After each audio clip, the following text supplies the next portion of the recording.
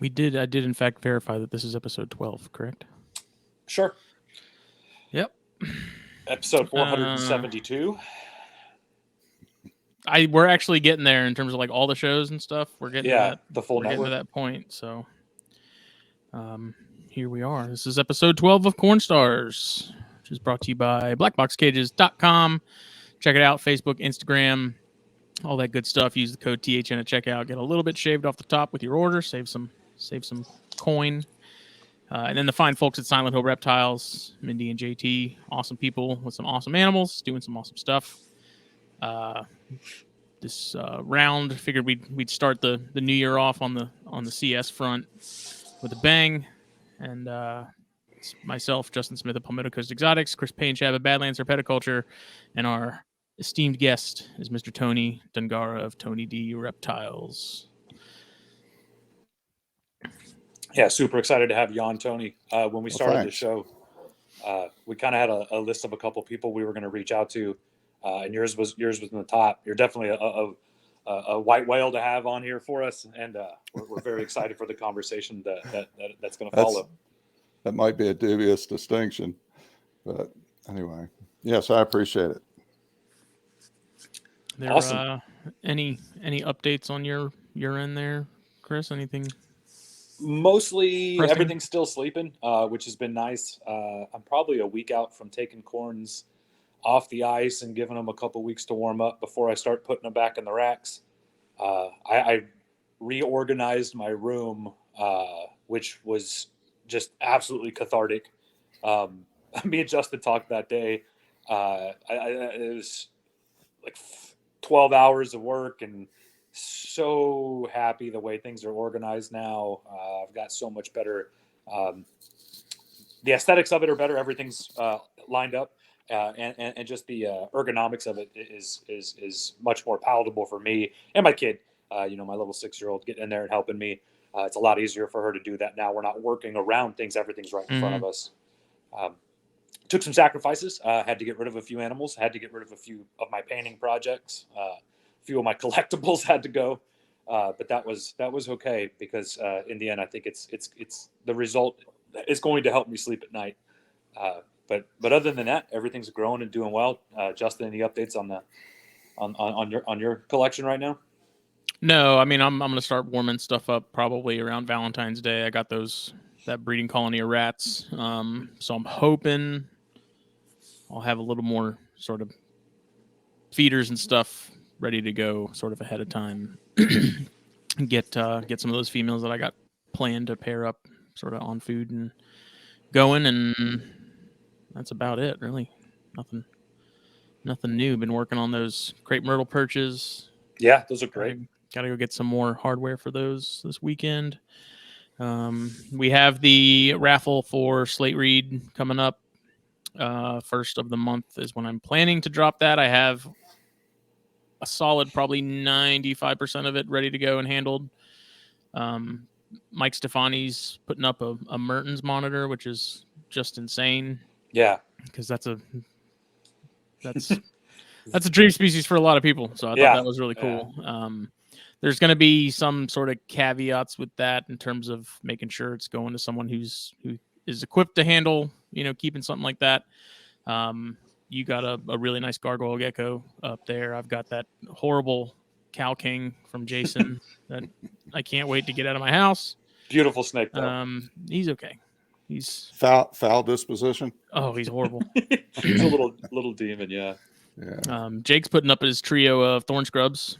Mm-hmm.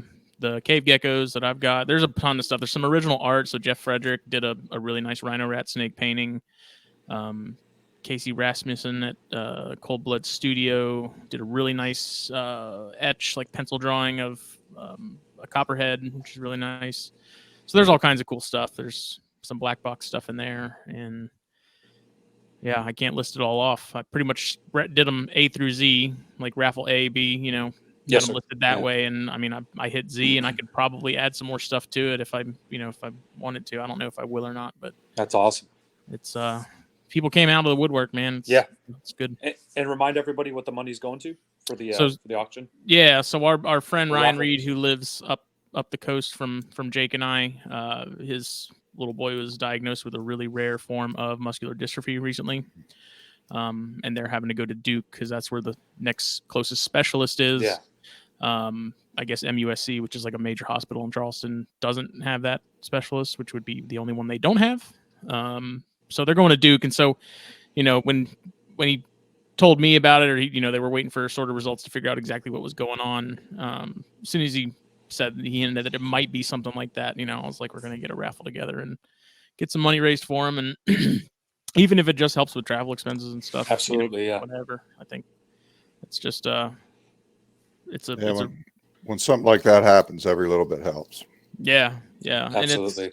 And he's really optimistic that inside of the next 5 to 10 years they'll have made a lot of headway in terms of advancements and stuff with treatment and things, but it's really rare, and I think it's a sex-linked gene that's mostly found in boys, so hopefully it helps and they continue to hopefully it makes figure something out. Positive progress and treatments work. So yeah. Mm-hmm. Scary thing. Yeah. Well, Tony, we're going to kind of give you the floor here for a little bit. Usually we tend to not do the where did it all start? Did you like dinosaurs kind of question? But I think in this circumstance, we'd like to hear a little bit of your past that led you to where you are in this hobby. The story's probably pretty typical. Dinosaurs, naturally. I can kind of point back to 2 occurrences in my childhood that pushed it towards modern day reptiles. I grew up in a part of Maryland, a county called Baldwin, and I spent a lot of summer weeks with my grandparents, and they lived adjacent to, in this rural community adjacent to the post office. And there was this old vacant field between them, probably about 2 or 3 acres. And it was pockmarked with holes and everything. And I was running across that one day, and I jumped over one of the holes, and down there were a pair of copperheads. Oh, wow. And, I just jumped over the hole, and no sooner than it took me to land on the other side and turn around and come back, they were gone and nowhere to be found. And that just kind of fascinated me. That was that was the seed, if you will. And then I'm not sure if it was the same year or the next year or whatever, but I was just kind of keeping an eye out for snakes, and I didn't know it was any different, and so I flipped this board, and there was a black racer under it. Somehow I managed to catch my first snake, a black racer, right by the back of the head, didn't get bit. And I walked into the family reunion like, hey, look what I found. And, I come from a big family. My mom had 9 other brothers and sisters. A lot of them had like 5 kids each. So it's like nobody knew who I was. They were like, "You're Carol's oldest, aren't you?" But that snake rocketed me to, notoriety within the family. And, it's funny looking back is that everybody was trying to warn me off of snakes. God, they're dangerous. And, you don't know what you're doing. And it just, typical of me, it didn't have the desired effect. Instead of hearing, oh man, these things are dangerous, I need to be careful, what I heard was they were fascinating. So I went to the library, read a couple books. There's, the Boys Book of Snakes and Herbert S. Zimm's book. And I found the book, Raymond L. The Life and Times of Raymond L. Ditmars by N.L. Wood. And I can't even believe I remember the author on that. And that just confirmed that they were fascinating. And in time, I met a few people that shared the interest. And it just, it kind of grew from there. As far as breeding goes, the first time I heard that that was possible, there was a Saturday morning program on Baltimore TV, and the curator of the Baltimore Zoo came on. I believe his name was Frank Groves, and they had hatched out some baby black rats in a gallon jar with some crumpled up newspaper. And I was like, oh, that's pretty cool. So I started finding snakes that were gravid during the season, and and they would lay eggs, and I would hatch the eggs.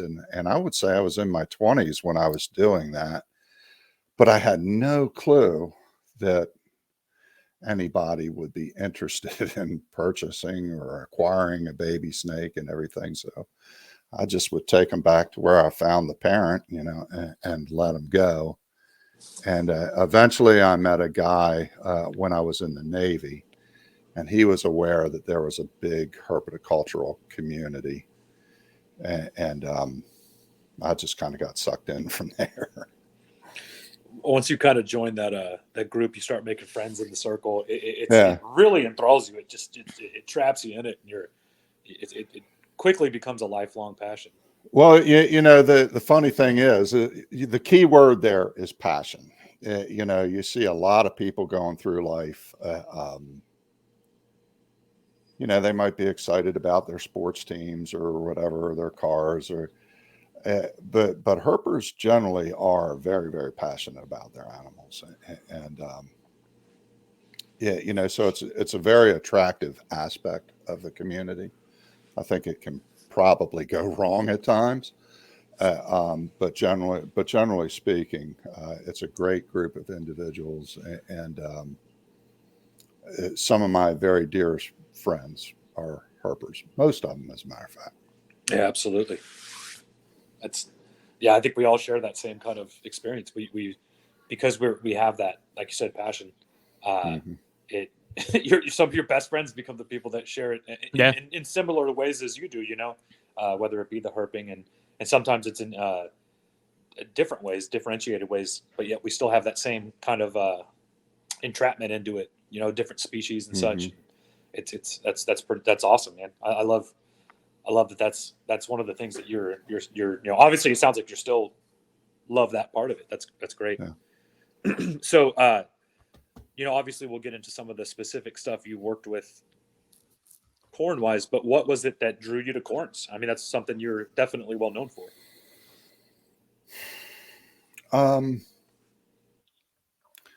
I don't know. They're just kind of ubiquitous in the hobby. They're neat animals.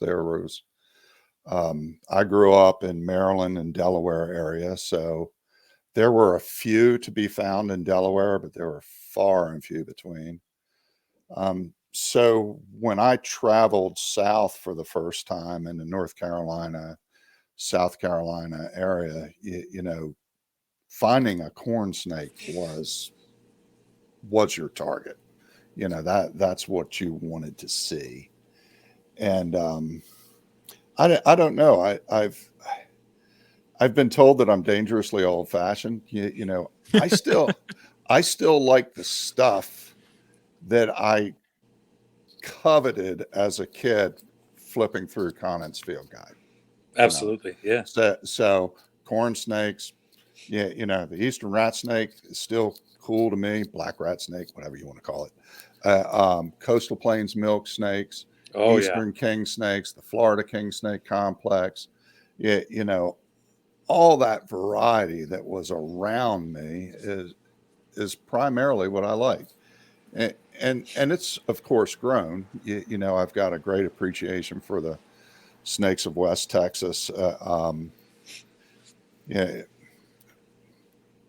Baird's rat snake, kind of the other corn snake. I know it's not a corn snake, but it's an appropriately sized rat snake. It's a really good subject for captive maintenance. The gray bands out there. So it's expanded beyond, the local animals.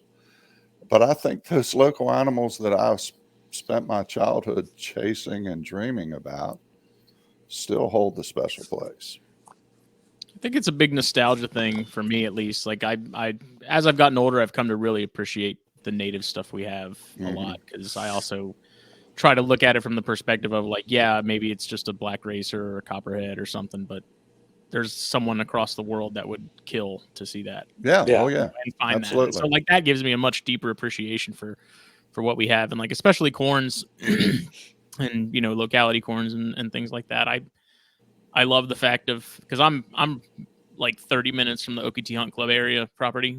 I'm Okay. like right there on the coast, and I find the history of corns in this area just fascinating. I think that my corner has some of the best in the world. I am biased, but there's just something so cool about it. It's right there. Like we have it, like it's ours. I don't know. It's Yeah.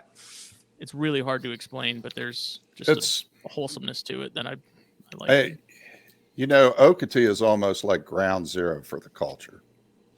Yeah. Yeah. If you read Caulfield's books, and and it's been a long time since I've read them, but I can still remember visualizing those pine flats and the stumps that he was finding them in, and it's a relatively accessible place for most people in the eastern United States. It's kind of our mecca, and the corn snake from there, for most of us, is the flagship animal. Mm-hmm. Definitely. Yeah. And it just so happens that they are large, robust, corn snakes from there. I don't know what it is, but the really big ones seem to come out of there. And they're gorgeous, and there is variety to them also, which is really neat. Can be dictated by location, or I believe even within the same locations, you get a decent variety in them. Mm-hmm.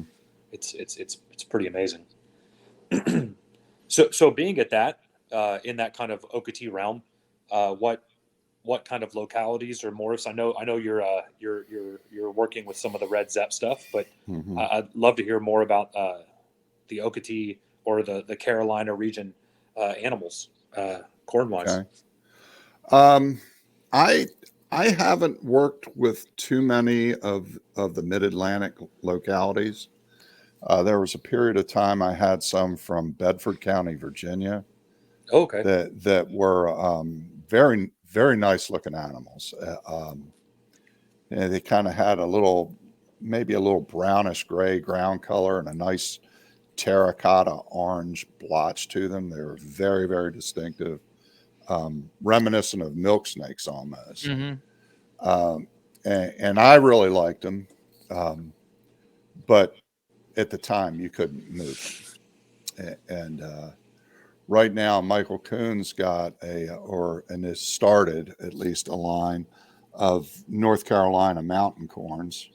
I don't know the specific locality on that, but I've been kind of eyeballing them. I've been up in habitat. I haven't seen any there, but I'm not a real intrusive field herper either.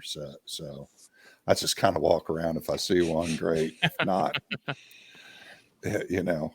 I'm 63 and married. I'm just happy to get out. So Amen, man. So really the only real locality corn snake that I've been working with is the Okeechobee corn snake, and virtually there are one or two wild collected animals that I've brought in over the years, but virtually everything else comes from Howie Sherman, who to my mind, I mean, I'll plug him here. He's a dear friend.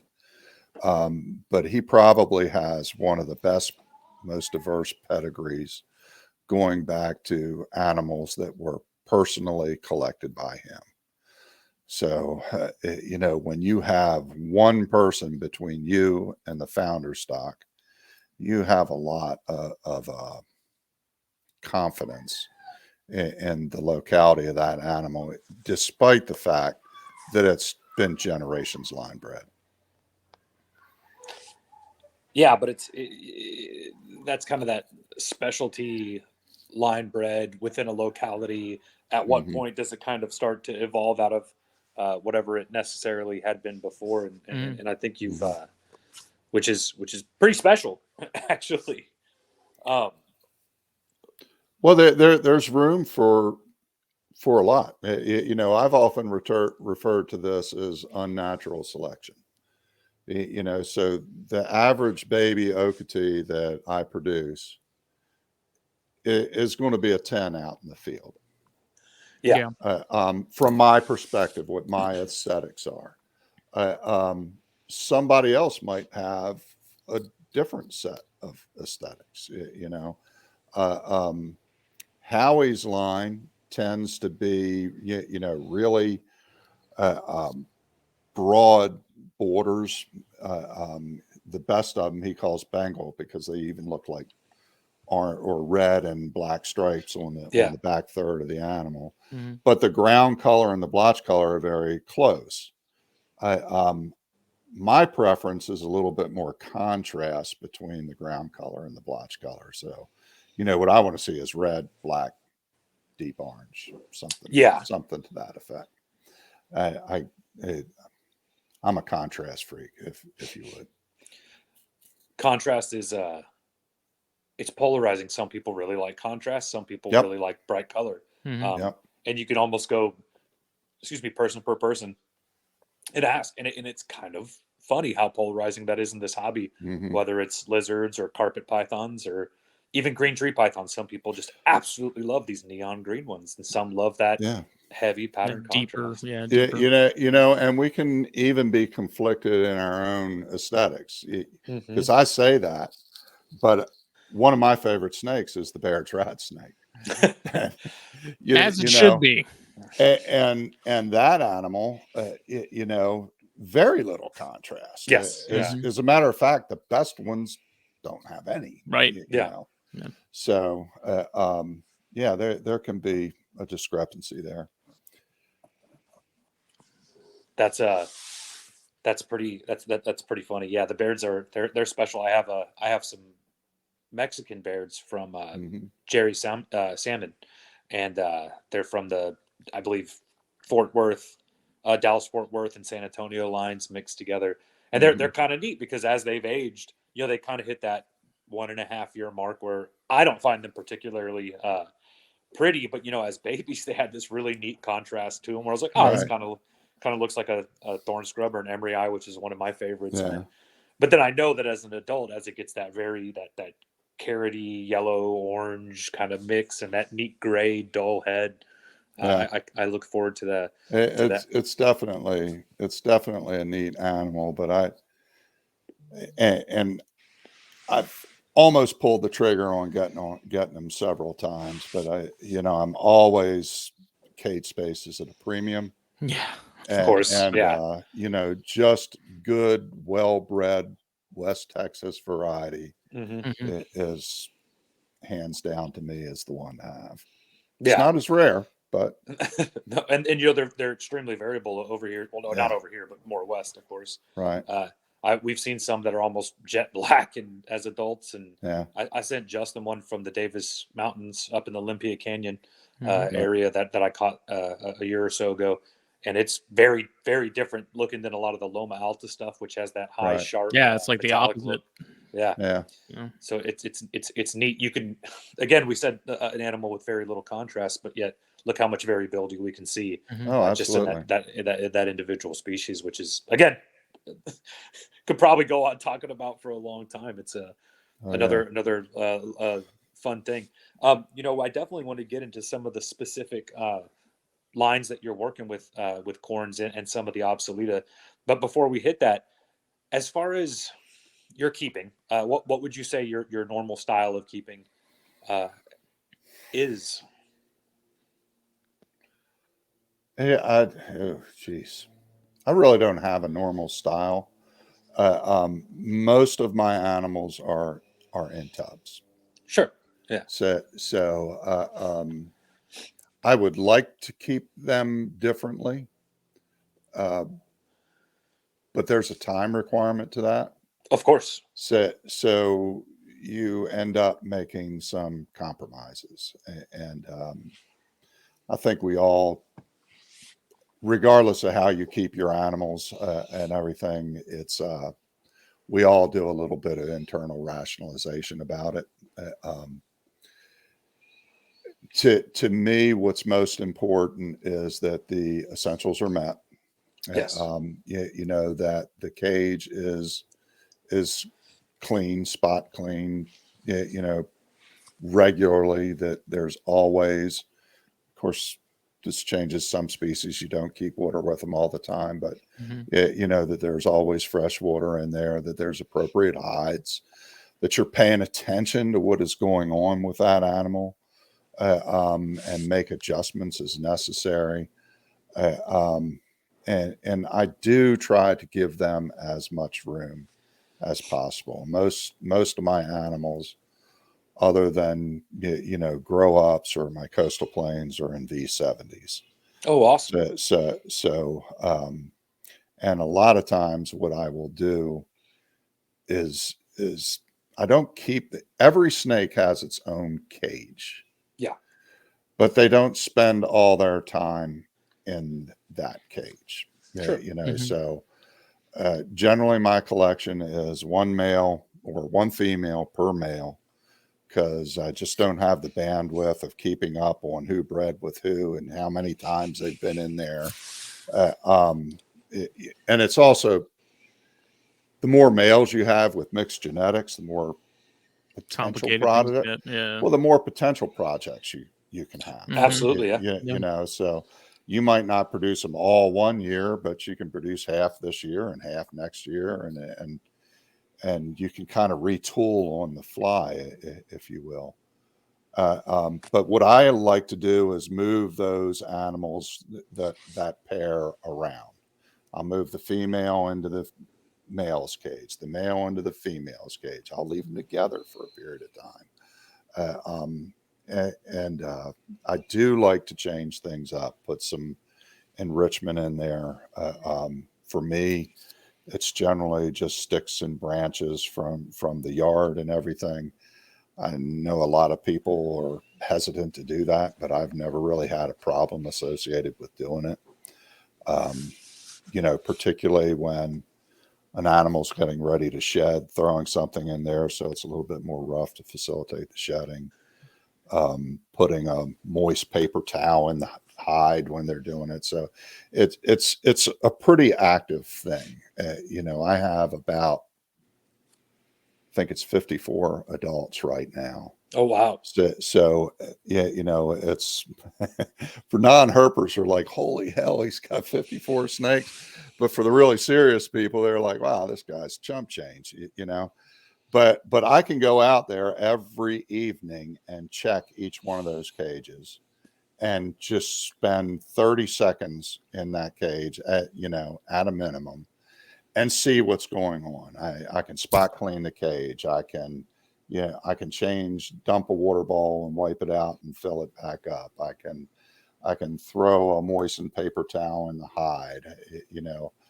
I can check on feeding status, and Yeah. sometimes I think it's just good, particularly with king snakes, getting away from corns a little bit. It's just getting in there and interacting with the animal, other than feeding time.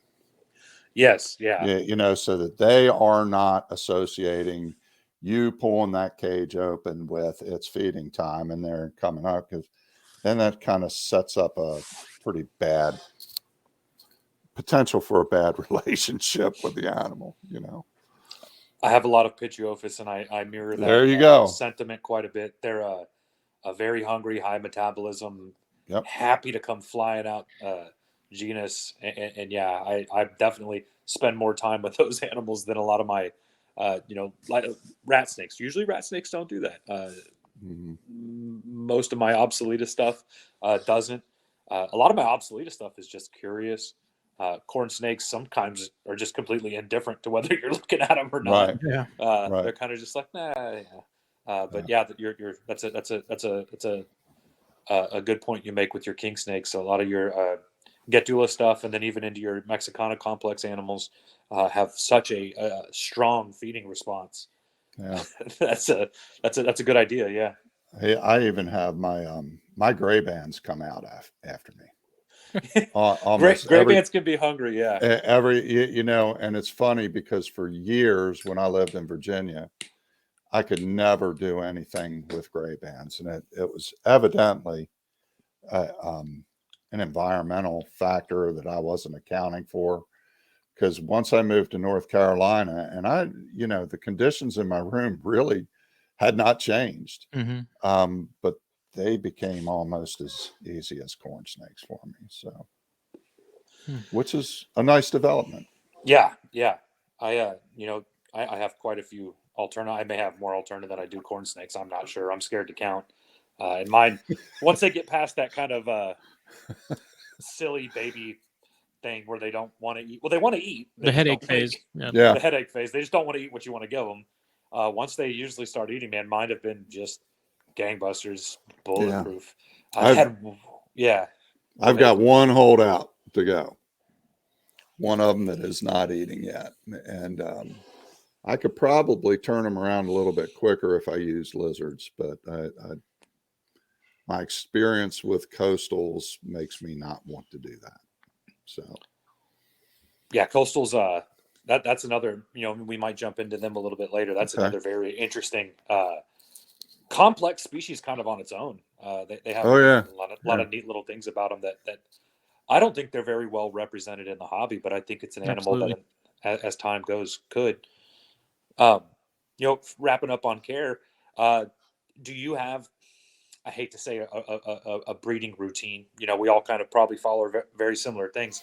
But are you a brewmate and wait for sheds and pair, or how do you do it? I'm a brumation guy, okay, and I'm also take them out of their cage, put them in the small cage, and in a dark corner brumate kind of guy. I tried to fix that one year and tried to hibernate everything in the cage. And the next year, except for, I think, my coastals, I had a 100% failure. Oh, wow. Yeah. That's a kick. That's wild. Yeah. So then I theorized that it was photo period, because the room had a westward facing window and everything. So the next year, confident this was going to do it, I blacked that window off real good and everything, and the exact same results. So then I decided to unfix it and break it again and go back to doing what I had always done. Next year, virtually 100%. So was it just stuff not locking up? What was the? Well, I don't know. I really don't know. I feel like I just didn't get a lot of eggs. It wasn't that I got eggs and that they were infertile. Okay. I feel like I just didn't get a lot of eggs both of those years. And I'm reaching back in memory. This is over a decade ago. But I believe they were nice, cool years, because here in the mid-Atlantic, you can have years that you can barely get them below 60 degrees. And then you have years that, I've had days this year where I needed to worry about them freezing, so no, but it was just a strange thing. I think that once a group of animals starts cycling a certain way, it could very well be that there's just a core group of animals in there that are doing it, and they're putting out pheromones and they're triggering everybody else to do their thing. And you could, by changing things, you can upset that environment on them. I think change is good if things aren't working. But if it's working, you should probably stick with it unless you think you can do better. And here's a key aspect of this that I've learned as a herper. Just because it works for me doesn't always mean it's going to work for you or you. Absolutely. Okay? So there are absolutely no absolutes in this. You know, some people don't cycle their animals and have absolute great experience, and other people find that they have to, like me. I mean, I can't even just turn off the lights in the room and, you know, turn the heat down and let things take their course. I have to, you know, do what I do. So, my hat's off to anybody that's having good results and fun. Yes, I hear that sometimes people are like, oh, yeah, I don't brumate at all. I just pair them in January, February, and they go Yeah. every year. And I'm like, I got snakes I brumated for the last 3 years that haven't bred, you know, 30 other pairs when I don't know what you're talking about. Yeah. So I did hear, was talking to one guy not too long ago, Chris Montross, and he mentioned that he is hibernating his animals in cycles through a refrigerator. So like he's putting down a third of them or a quarter of them at a time. And I'm thinking about trying to adopt that. You know, not because what I have isn't broke, it is broke, but you know, when you start having all of your production coming out at the same time, it can be overwhelming. You know, and I'm primarily a hobbyist. You know, I have a day job, I have a wife, I have kids. You know, I've got some dogs, I've got other interests, I have friends, and you know, you start out with 54 snakes, and that's what is that? That's 27 females times, let's just say 10. You know, that's all of a sudden you got 270 baby snakes, and 30% of them don't want to eat, and yeah, you know, you're just banging on that, and I think it would just really be nice to be able to stagger that a little bit. Well, it certainly would be better for the animals. Just being able to have more precise control over the temperatures they're at for, you know, consistent period. Like I usually start cooling stuff off and put it in my closet for a week or so before I move it into the garage. But the problem is because we've had so many of those cold snaps where it got really cold, like never gets this cold here, but it got cold. You know, I haven't even moved them out here. Like I'm going to warm them up here in the next 2 or 3 weeks. And I've just left them in the closet because the closet's gotten, you know, in the probably lower 60s, maybe dip in the high 50s. I doubt it. So I don't know exactly if I'm even going to get much out of things, but we'll see. It was too cold to, I don't have a space heater or anything like that. And all these cold snaps have caused the stores locally to be pretty much wiped out on the heater front. So we're going to see what happens. But I wish I had some sort of fridge or, you know, cooler that's easy to dial in and get where I need it. Cause I also would likely do the same thing where I'd split it up and not be so heavy on one side. Yeah. Go ahead. Oh, go ahead, sir. I had contemplated like building a large box that I would insulate, and then just having like a small refrigerator that had a, you know, like a duct, a supply and return duct from that, and a fan and a proportional thermostat to just cycle from that small refrigerator back into that box. Because I only need to dry, you know, during the winter time, we might, you know, it might get up to 70 degrees here, which means it's like 60 in the garage, and which means I need to kind of dial it back like 5 more degrees. It really doesn't take that much.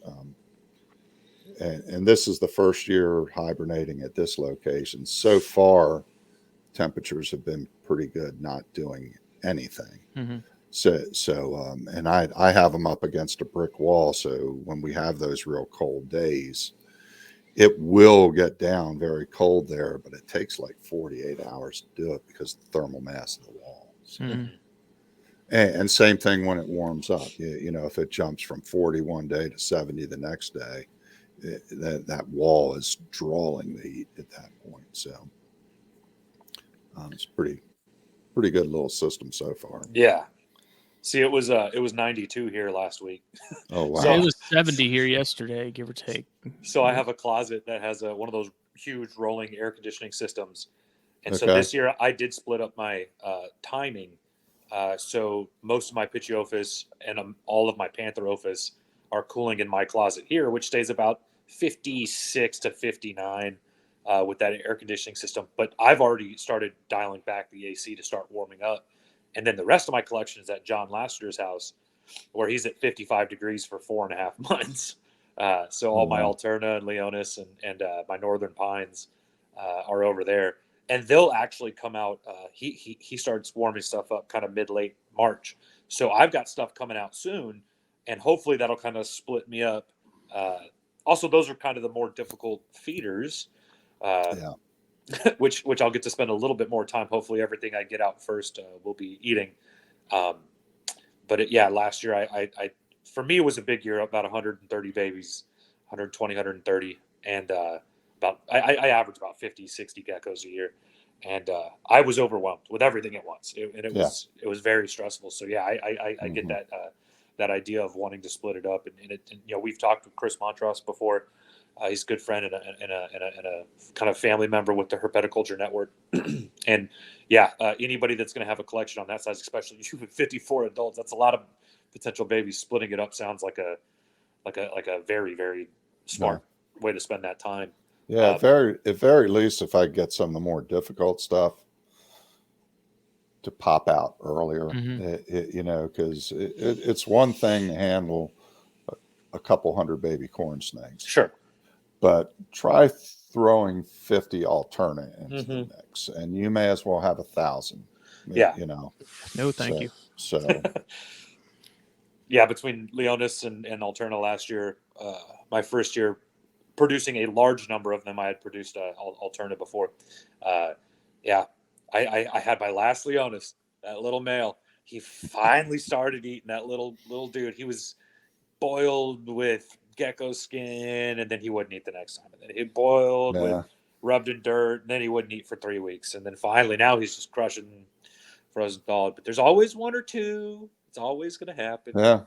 Yeah. I have a total of 2 animals at this point that are not eating. One is an Alterna, and one is a melanistic Theri. I have a little melanistic Theri. The usual from suspect. Daytona. She's a great eater, and she's gorgeous. I'm not a big fan of melanistic snakes, and oh man, for some reason those Leonis Theri though, they in check any the box, in man. any They're shade. great. Yeah. Theri are they were possibly what I was first known for. I had 8.8 of the most diverse unrelated Theri that I could find. And I don't know if you guys remember or read a book. I think it was A to Z of Snake Keeping, Chris Madison. Yeah, I'm familiar. And he had this thing in there about a maximum avoidance system for maintaining heterozygosity within a colony. Okay. And that's what I was doing with them. And the idea back at the time was, at that time I probably had 200 animals. Okay. Wow. And still doing it myself. Well, I had some help with some friends, but largely it was me up till 1, 2 o'clock every morning. It might explain a little bit of the impending dementia, but the thing about that is I knew that, or felt that at one point in my life, this all might have to go. Mm-hmm. But if I can keep that one rack of 16 snakes, it'd be just a tremendous amount of diversity. It would be a significant thing, to have this ongoing self-sustaining population. But life came along and they went too for a period of time. As happens, yeah. Yeah.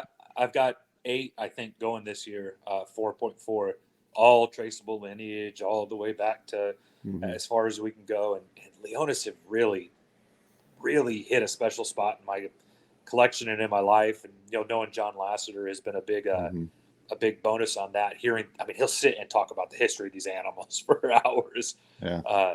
And I think actually when me and you talked on the phone, we talked about the availability of information going back to like the king snake forums. And people forget that that's there. It's still there. Yeah. We can go back to, I think it goes all the way back to 2003. You can go back and not just Leonis, you can go back and look at corn snake and Pituophis and venomous keeping and everything. Yeah, and there's this gorgeous archive of information that's free that you just got to go click on and spend.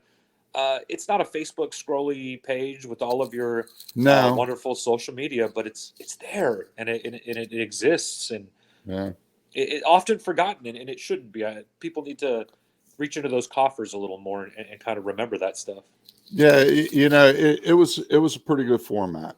I honestly, I think it was better than Facebook in many ways, because you would either just watch or you would contribute. So you would write threads, you would comment, you would ask questions, and there was give and take, and you had to wait for it. So you had time to think about what you were going to say. There wasn't just this real capacity to share stuff that like Facebook right now, you share something and 2 days later you look back and you're like, what in the world was I thinking? That that's completely not what I'm about. But I met a lot of great people on that forum, and still friends. And as a matter of fact, my username there was Tony D. So when I got back into breeding, and I kind of needed to put a name on a website or on a card or whatever, I was like, well, I don't know if anybody remembers, but I used to be Tony D on kingsnake.com. So I just put it at Tony D Reptiles and stuck with it. So that's awesome. Yeah, this little continuity. Yeah, that's awesome. That's great to see. This incessant need for instant transition of emojis or happiness or it dilutes the severity or the weight. The weight. Yeah, the actual like value of the information sometimes. And then you also get these repeated questions and stuff that you see regurgitated over and over and over. And it's like, if you would have scrolled down or even searched on here, you could have actually answered these questions. But instead you chose to have that instant smash the button and get what you like. Yeah. I wonder maybe if it's not even harder now to find that kind of information. Sure. I mean, I remember when I had, well, number one, I remember when there was no internet. Okay. This was word of mouth, and, making long distance phone calls and being mindful because it was expensive. But in the heyday, the early days of the internet, pretty much all of us had a website. We all put up natural history information on our animals, how we cared about them. We, care sheets for this species, that species, and 15 years ago, you could type in corn snake care sheet and you would have gotten a bazillion of them up here. We're dealing with a whole generation of social media users that don't even realize there's such a thing as a care sheet. Yeah. They are just in, their information environment is I go online and I ask, and somebody will volunteer the information. That's just the nature of it now. Yeah. Sometimes I have patience for it. Most times I would say, depending on how the person approaches it. Yeah. It's a big one. And sometimes, I'm not having a great day and I don't have the patience for it, but I do try to, I sent you guys some links on, some photo albums that I have on my Facebook page. And I find that's a pretty good way of consolidating some information. Just create a little album.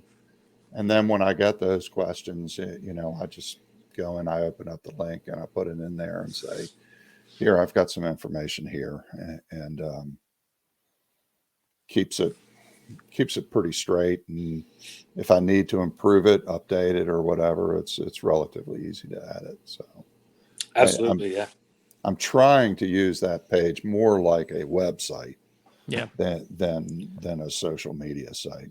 I'm not always successful. So yeah, it's seemingly more difficult with Facebook to maintain that and keep updated. It's weird. Well, it doesn't help that they keep changing how things are laid out and how things work and stuff. It's algorithm based.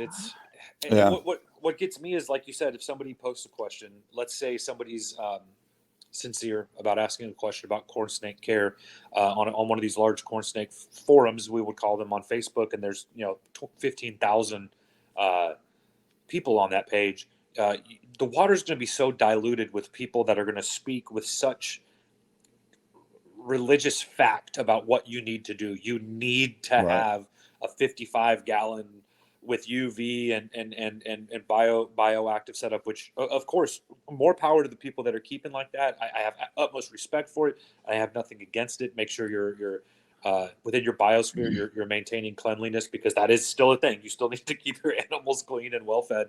But it's so diluted by people that are so sure of what they're talking about that they have no tenure and no actual experience. And then the one person that does say, oh, well, I think you should meet these handful of parameters, sometimes just gets washed away, right? In the noise. There's a volatility to it that I find discerning. I hate to see that that's kind of the future of where a lot of our information is coming from. The scary thing is that same environment and applies to stuff that's actually important. Right?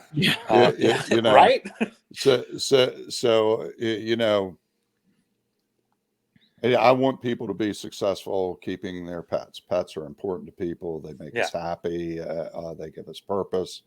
They provide a connection to nature that is all too often limited, even more and more as we move on.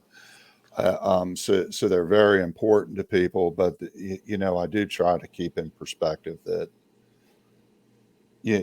what it is. We're not dealing with the fate of the human race, right? Keeping snakes and buckets. But yes, okay. I think I promised one of you guys I wouldn't get too deep and philosophical, but no, it's quite all right. Just tell me to shut up if it starts going south. We shared the same sentiment. I think as this younger generation rolls into more prominence in hobby keeping, and like you said, in real true world events and happenstance, they'll kind of have to figure it out, right? We're pretty set in our way. I say we, but absolutely, they will adapt to this new information environment, and they will make the best of it. They will do better with it than we have, and the reality is, so we've handed them that environment, so complaining a whole lot about what it's done to them is not exactly honest. There we go again. But people like you, Tony, have gone out of your way to through your Facebook page, and I would implore anybody listening to this to go take a look at it. You have on your own volition put a ton of very good information, and it's all free, right? The app that you're already sitting there scrolling through, you can go through your page and see somebody that's put earnest time into something, and it's awesome to see that. And it's, thank you. I hope more people do that. And the thing that blows my mind is a lot of people have, and again, it gets washed away. It gets diluted. But yes, there's just so many of us doing it, and I think probably one of the things that has changed the most in this hobby is that marketing now is not so much about the snakes as it is the breeder. Sure. Yeah. You know, they are there's a term for it, and it is eluding me at the moment. They're branding themselves.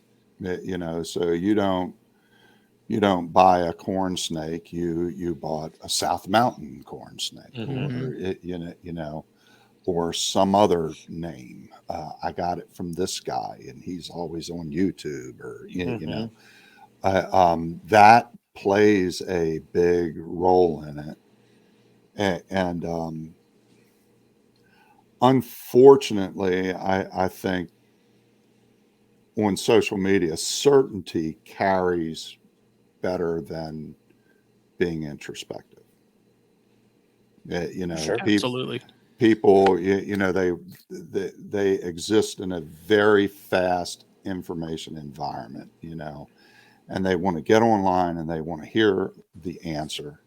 Generally, they want to hear what they want to hear. Yes. You know? Yes, they want their ideas. And a lot of it is justification, re-fermented to themselves, right? searching than anything else. And when they ask a question, generally, a lot of people are just kind of becoming programmed not to expect somebody else to ask 5 more questions. So maybe I can answer your question. You know, so I think that is something that makes it harder to find that other content, because when you're operating in that mode, you're not jumping up and down and screaming saying, hey, look what I have here. Yeah. To be honest with you, those albums and everything that I've put together on my page, they're as much for me as they are for anybody else. You know, because you know, the Buckskin Corn Snake Project, and there is, I have emails and everything going back over a decade to support the information that is in there. But if I had to go back and search my emails to find that again, you know, I might not be able to. And that, Sure. even though I knew that information at one time and I experienced that information, that doesn't mean I'm going to remember it, or given the nature of memory, because it's not Memorex, that you remember it correctly. You know, so when you get something, when you start developing a project, I'm a big believer in writing down what you're doing. You know, kind of keep everything about that project in one place so that you can go back and refer to it, because you know, I've even found that I've gone back and looked and I said, you know, that's not right. That's not what happened. And you know, so it's useful even for the person who's putting that information out. That's awesome. Yeah, that's a damn good point, Tony. I think a lot of people would appreciate that, and I think you're right. I think we can all do a better job of that too. And it sounds like, you know, I even me personally, just even hearing that, I'm like, wow, you know, I've got a lot of lineage, right? I keep a lineage spreadsheet for you know, Alterna and for Leonis and for a few of my Pitiophis, and you know, I never really thought about the fact that I don't even think about the fact that I'm gonna, maybe in a couple years, or you know, I'll start second guessing myself, right? Even and it depends the level of information that you're interested in and everything. You know, for me, you know, I just like to kind of detail where my original stock came from.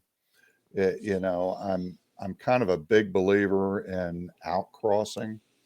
Pretty much any corn snake project I get, I'm the last one to produce them.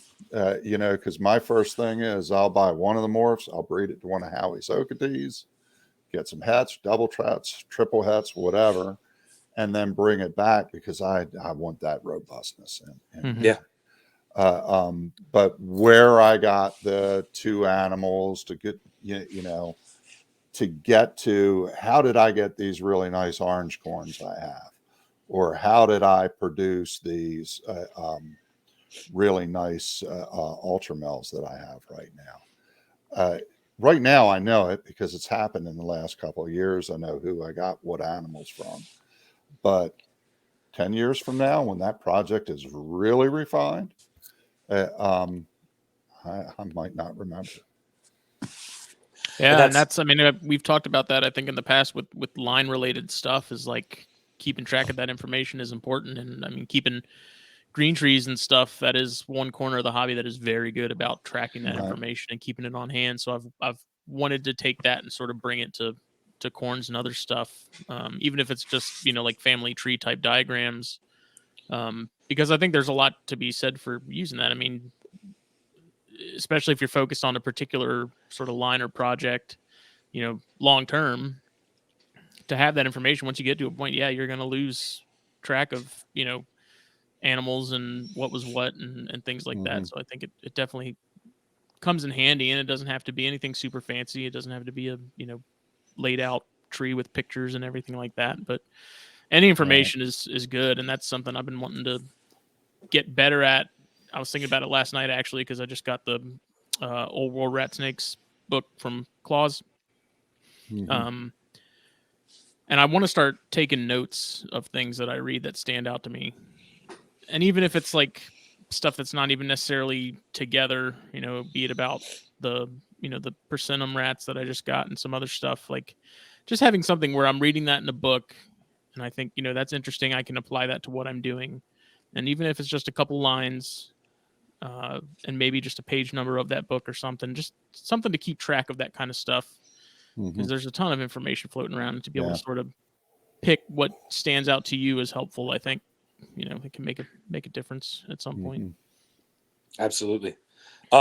So kind of on that, one of the things you were just talking about was your buckskin line.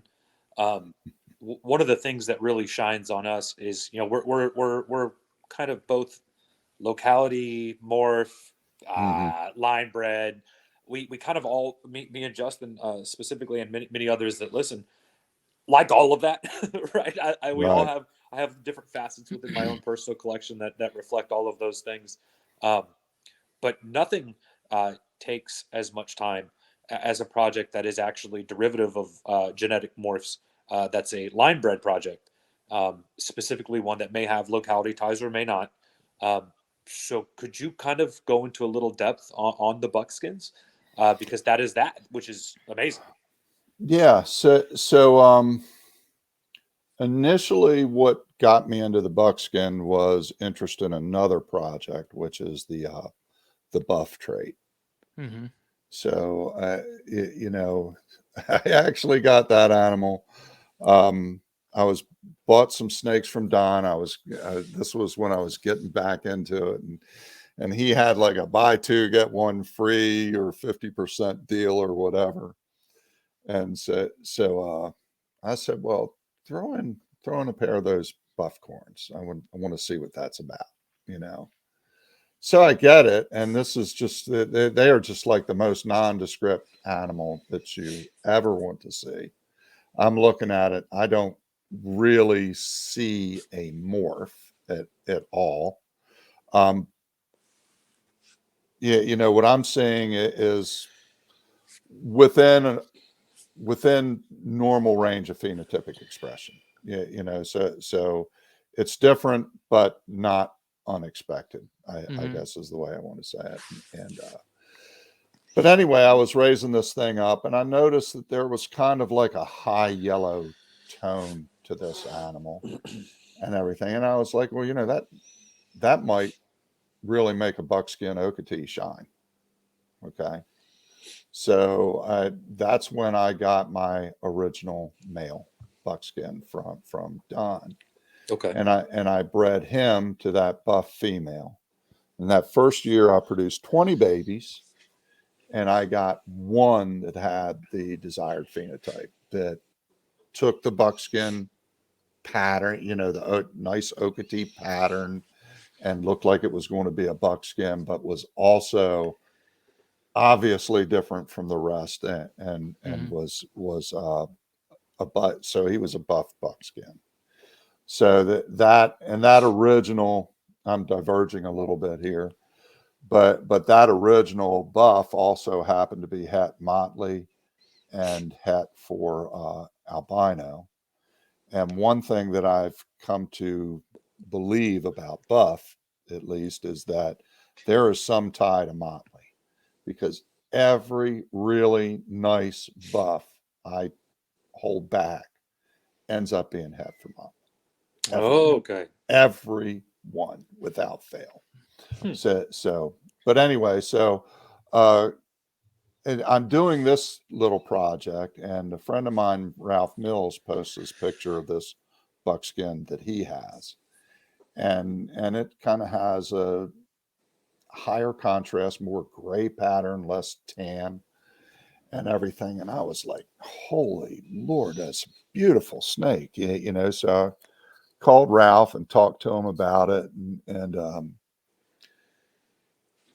I promised to leave stuff to his children when I died and everything. But anyway, I ended up with that snake, and found out that it came from Jim Godfrey, who actually remembered that snake when he sold it to Ralph. He said it was a real outlier from the very beginning, and that he had also gotten his animals from Don, and that he had never outcrossed them into anything else. So what I had at this point was a nice pure pair of South Mountain buckskin Okeetees.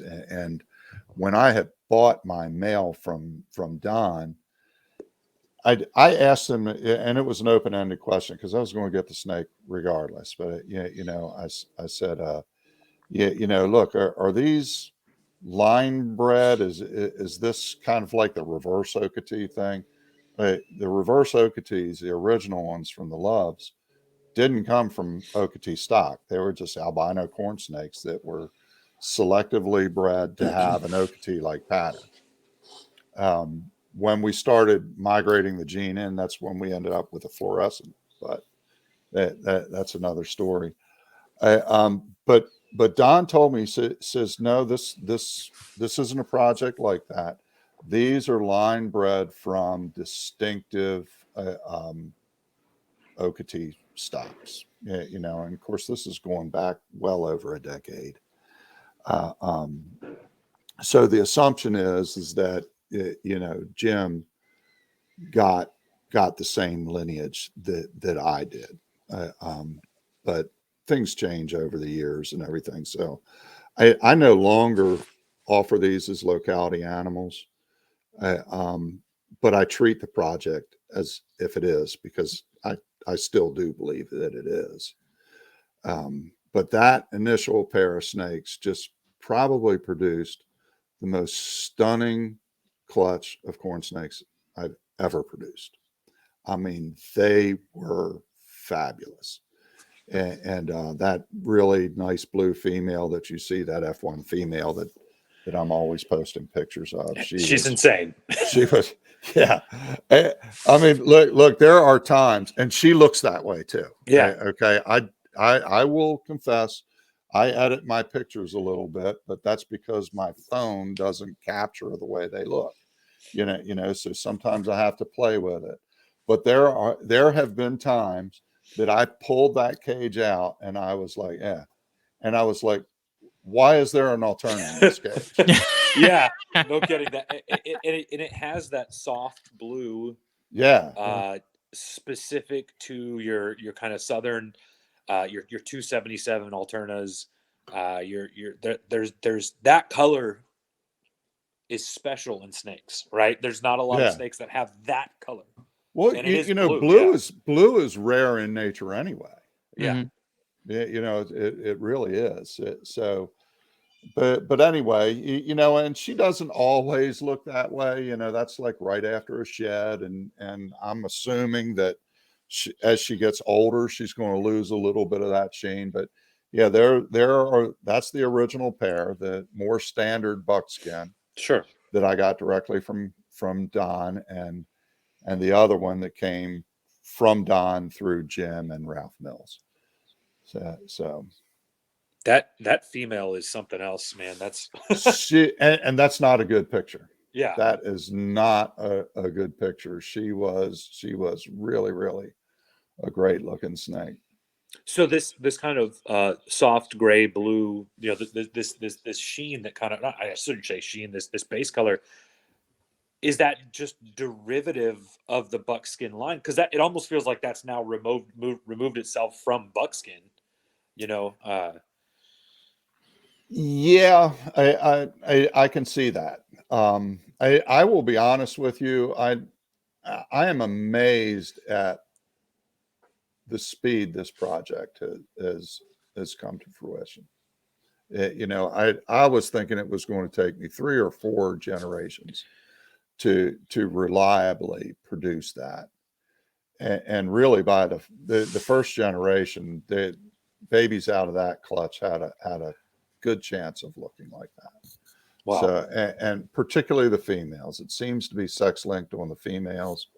Most of the females have that. Getting a male that's that way is a bit touchy. They look a little more normal buckskin. Mm-hmm. Yeah, I think as we learn more about corn snake genetics, we see it in the cinder morph. Males seem to express erythrin a little more, a little bit more of the red, the actual red phenotypes in there. So your male, your corals, your coral salmon red factor complex. Your males are always a little prettier. They have more of that red. You see that in your cinders. Your hypocinders, your cinder males always have a lot more pink, a lot more red than your females. So yeah, that would almost play into that. You know, the males are expressing that a little bit more, and then Right. now is that a direct tie to evolution, saying that the males need to be a little bit prettier, and then we start thinking about the complexity of a snake, and is that something a snake even takes into factor? And now we're going to start making corn snakes more There's a whole complex than they need. rabbit hole you There's a can go whole down. rabbit hole you Yeah. can go down with it, but that is kind of neat that it's a little that it may be a, like, you know, sex derivative if females show that base color a little more. But God, that's a gorgeous snake, Tony. I hope you make a whole bunch of those, please. Well, I'll make enough. I will make enough. I'll let making a whole bunch up to somebody else. Is that is that tied into, other than the buff, which it seems has been removed out of those particular animals? It's just Well, a snake. that is completely different. My buff is a completely different lineage. Mhm. So Okay. they have a common grandsire. Okay. But that locality male was bred into obviously non-locality buff female, Sure. and from that is where I've got my orange corns. Okay. Yeah. So Okay, that makes sense. Orange is going to be a male and buff, right? orange is going to be a male and Mm-hmm. buff, right? So yeah, you know, that is, and that project is pretty much matured too. You know, I've got a nice male and I've got a couple high white females. You know, just normal high white EROs, and you know, you breed those together and you just get really, really good contrasting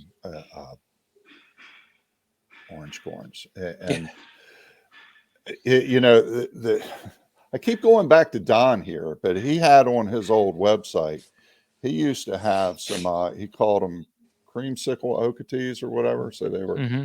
creamsicle corns, but they were bred to have that oketee type pattern. And I remember looking at that thinking, my God, that's stunning. You know? Yeah.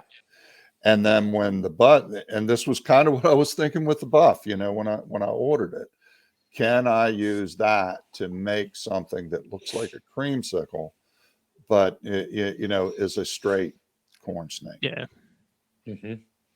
So So I was just trying to reinvent the wheel, basically. which is awesome. We you know, we generate these little with our own collections. We do that, right? Like Yeah. we know that some of these recipes have been put together sometimes before, but we're doing it within our own eyes, within our own parameters, and sometimes come up with something special like you have. Yeah. What are your plans with that line? Do you want to mix it into any other morphs, or do you want to just keep kind of perfecting it?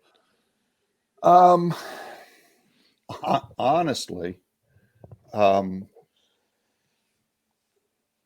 thinking about combining it with my Ultramel. Yes. which may be sacrilege to some because of the muddled past of Ultramel, but I'm an Ultramel fan. Yeah. I love me an Ultramel. I mean, look, I don't have any problem compartmentalizing this. Sure. I'm a field herper. I'm a deli cup herper. I'm a generic guy. I like locality stuff. I like king snakes. I like rat snakes. I like venomous. My wife just won't let me keep them. I think that's join the club. Yeah. Yeah. And pick your battles, right? Because like 54 snakes and I'm going to complain because I can't keep a Lepidus. I was about to say, is it Lepidus? Because it's always Lepidus. I think we all would jump up one of the smaller, southwestern rattlesnakes, certainly. Well, that's awesome. Yeah, I think if you take that buff and put it in Ultramel on your table at Daytona this past year when me and Justin visited with you, you had some Ultramels that were gorgeous, and I think we both kick ourselves in the butt for not picking one of those. Yes, that was the one thing at that table at that show. Yes, you should. You should, because if you saw them now, you'd be like, "Yeah." I almost don't want to because it's just gonna hurt. The heck of it is they do not photograph well. Oops. Yeah, seeing them in person, I was like, yeah. I wish I had seen them long before I had spent.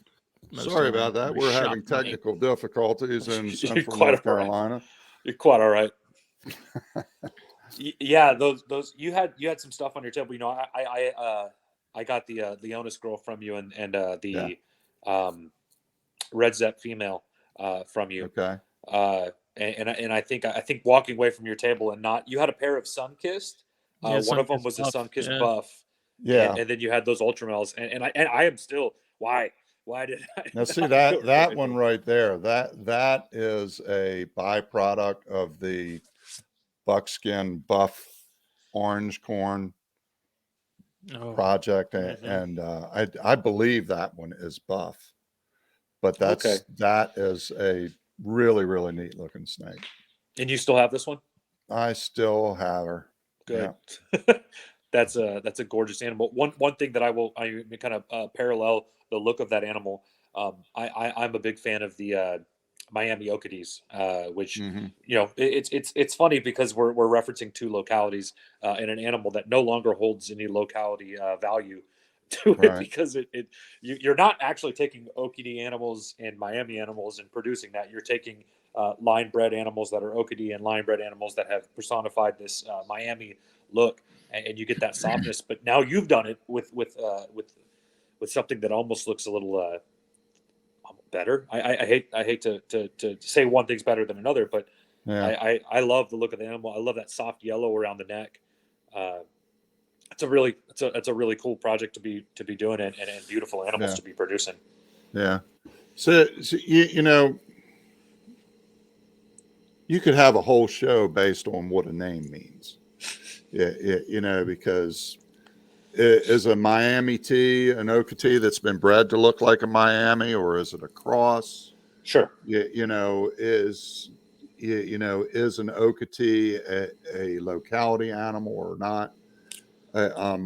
One of the things with my buckskins is that they carry that name. Yeah.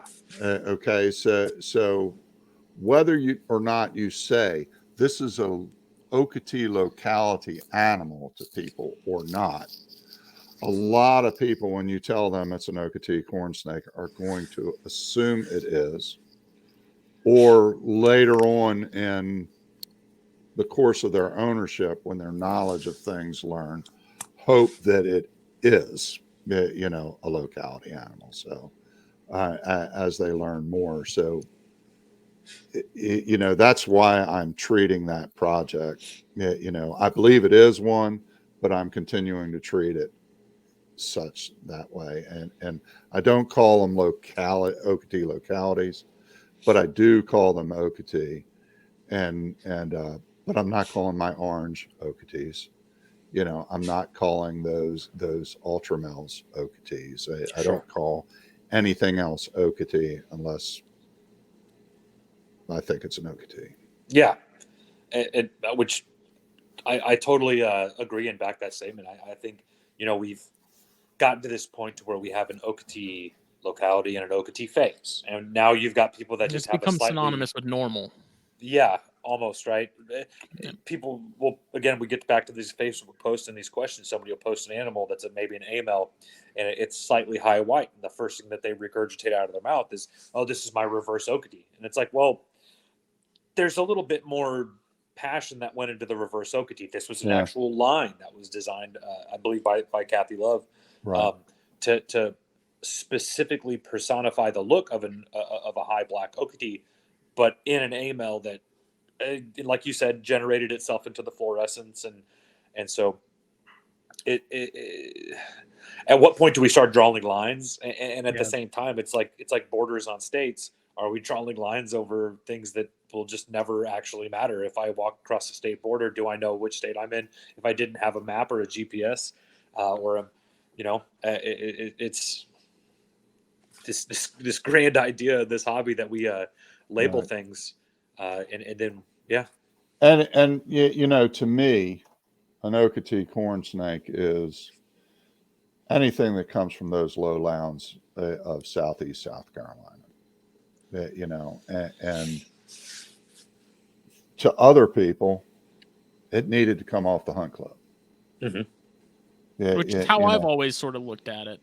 It's like if it didn't originate from those like that, the OKT Hunt Club, right? You know, is it really? Because I mean, I have like my locality stuff that I have from, you know, Ladies Island where I live. Like I don't consider that to be Okatee, even though Beaufort County pretty much merges into Jasper and Okatee, Mm-hmm. you know, by a distance of, you know, 15 or 20 miles. But I don't really consider mine to be Okatees, even though it's more or less the same region that they're all sort of originating from. I have some that even came from, well, I have one that came from the other side of town that is closer to, and there's a really big river that separates sort of that side of things versus where I'm at. And I have an animal from the side of town just before you cross that bridge that looks very classic Okatee, like super thick borders. Just like if you saw that, you would think that it was from some sort of, you know, line bred stock. And it, you know, I got it as a tiny hatchling. My cousin's son actually found it and brought it to me, and I ended up holding on to it, and I'm glad I did because that just turned out to be a phenomenal animal. But I wouldn't consider that an Okatee still. I mean, I just call them what they are, you know, Beaufort County locality or Ladies Island locality. Right. And it's one of those things too, where it's like, does that really mean anything? Probably not. It means something to me. All you can do is provide the information. Right. Yeah. You know, so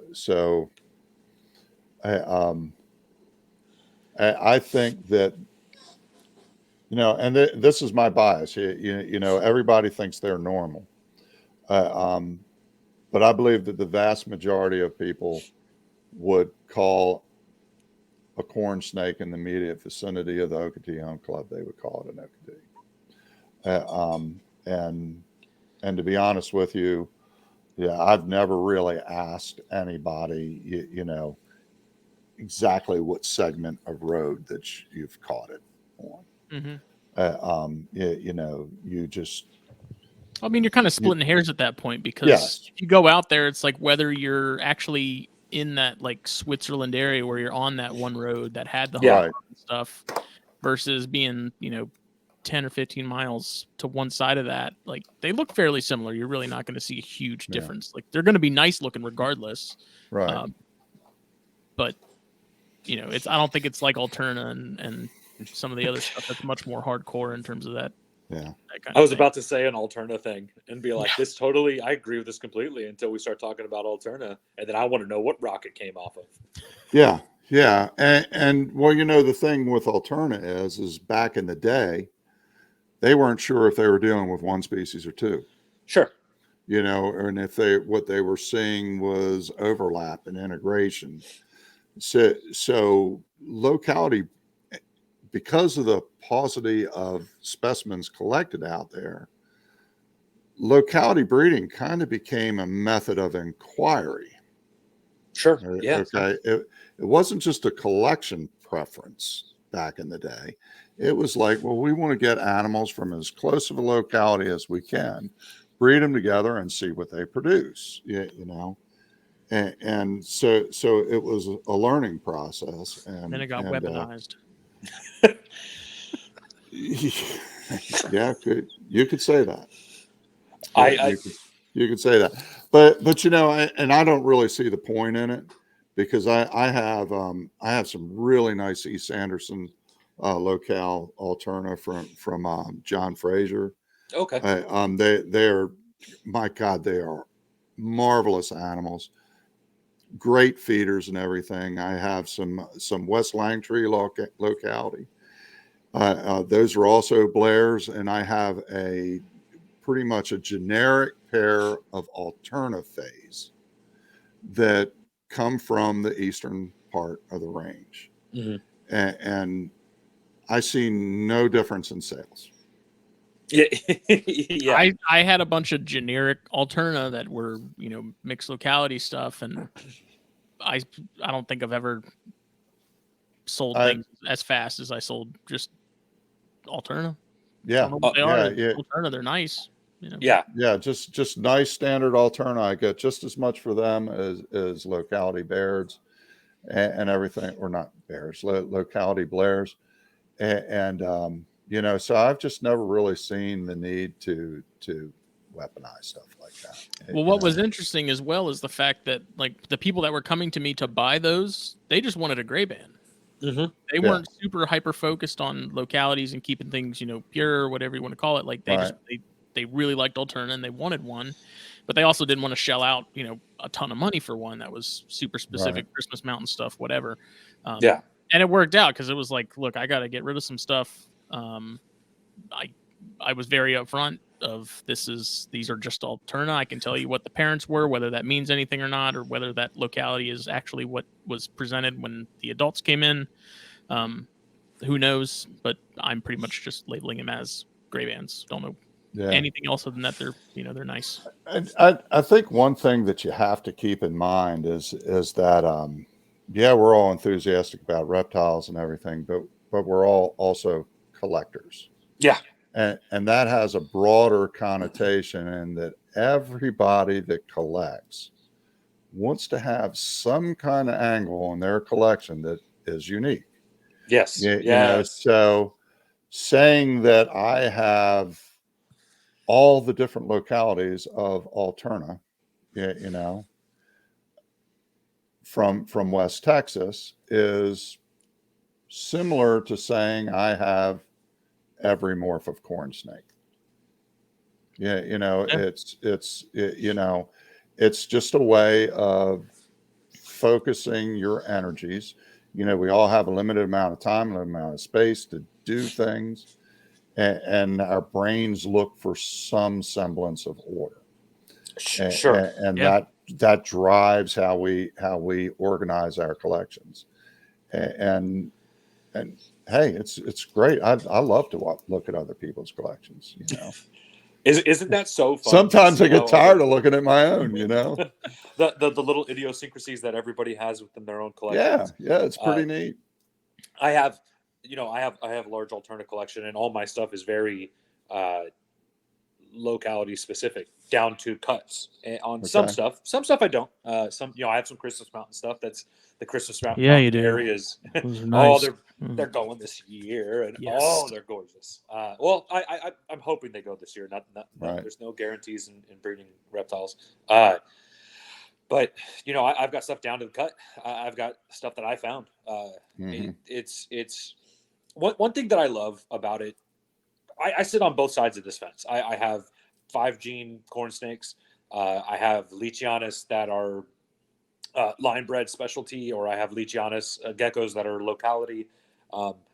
So I sit on both sides of this fence, and I have a wild caught male alterna. He's from the 3 Mile West cut, 3 Mile west of Sanderson. which is a terrible cut. It's about half a mile long. You walk it all night long. You get scared by a mountain lion. You'll pee yourself every time, and you're not going to find a snake because there's barely ever any snakes found there. And I didn't find the snake. In fact, I got this wild caught specimen from Justin's dad. And I have some F1 females. Well, when I breed him, he looks exactly like what a 3 Mile West Alterna should look like. He's kind of in the middle of an Alterna and a Blair's phase, and he has some dingy, deep saturation to his gray, and his oranges are very dark. And so I breed him to the different females that are also 3 Mile West cut from different breeders. And the dude will throw Blair's face animals and snakes with no orange on them. And I've got a F1 3 Mile West from Stu Tennyson, who's a great guy, that is black. It is as black as the jacket I'm wearing, and I call him the Dark Knight, and he's stemmed an entire line of Alterna that I'm going to have been working on. I've already got my first generation in my collection, and I've held back what I think is going to slowly saturate into that black color. But he looks like a melanistic Dayrai. Oh, I mean, that's really cool. He has pattern. It's on his back. There's not a speck of orange on him, and the front half of this animal is black. And I may have seen a picture of that snake before. If it's what I'm thinking of, it's pretty spectacular. Me and you, I think, may have actually talked to Daytona about it, and I showed you a picture. If it was a picture of me holding a snake and it had blue gloves in the picture, that's me, because I'm allergic to mice, and I'm allergic to aspen, and I'm probably allergic to snakes. So I wear gloves, and sometimes multiple layers of gloves to interact with my 100 animals or whatever. But so at what point does me line breeding these animals, even though they're from the same cut, when does that no longer, that's not a locality. This is not a phenotypic representation of that locality. You would not look at these animals. I mean, if you looked at the babies that I produced this year, some of them, you would never, they look like those speckled River Road animals. You would not go, that's a 3 Mile West Sanderson. That's not a Sanderson animal. At a certain point, the locality becomes rack number 1, drawer 3 and 4. Exactly. I can't agree more, Tony. That's a perfect analogy for it. Yeah. And that's when I started. That's when it really made me question the whole locality thing. Is when we hatched out those handful of Alterna, and they were supposed to be same locality parents, but you'd get that split of things that had either no orange or a ton of orange. And I'm like, well, wait a second. Well, see, you learned that your assumptions on what was going on there was wrong. And in defense of locality breeding, you wouldn't have learned that had you not done it. Mm-hmm. Exactly. If we're going to sit and say that Sanderson is the melting pot, Sanderson is where you get Alterna phase and Blair's phase. Sanderson is where they kind of drew the line as to Lampropeltis Alterna and Lampropeltis Bairdi, I believe. No, not Bairdi. Blairii, excuse me. They said that there's a line here. I think it was Alterna, Blairii. And we mistake ourselves constantly with gray bands because we forget that I think it's 70% of the range is actually in Mexico. These animals go more west and interbreed with Dayrai, with Leonis, and the gamut of variation that they experience. These animals also interbreed with Annulata, right? I forget the gentleman that proved that out by having an animal that looked like it was a variation between a Alterna and an Annulata, and then he bred it to an Alterna and produced all Alterna looking animals. He bred it to an Annulata and produced all Annulata, and so that might have been Troy Hibbett's. I believe so. Yes, sir. But I don't think I don't think it was an Annulata though. I think it was a New Mexican that he found across to. Okay.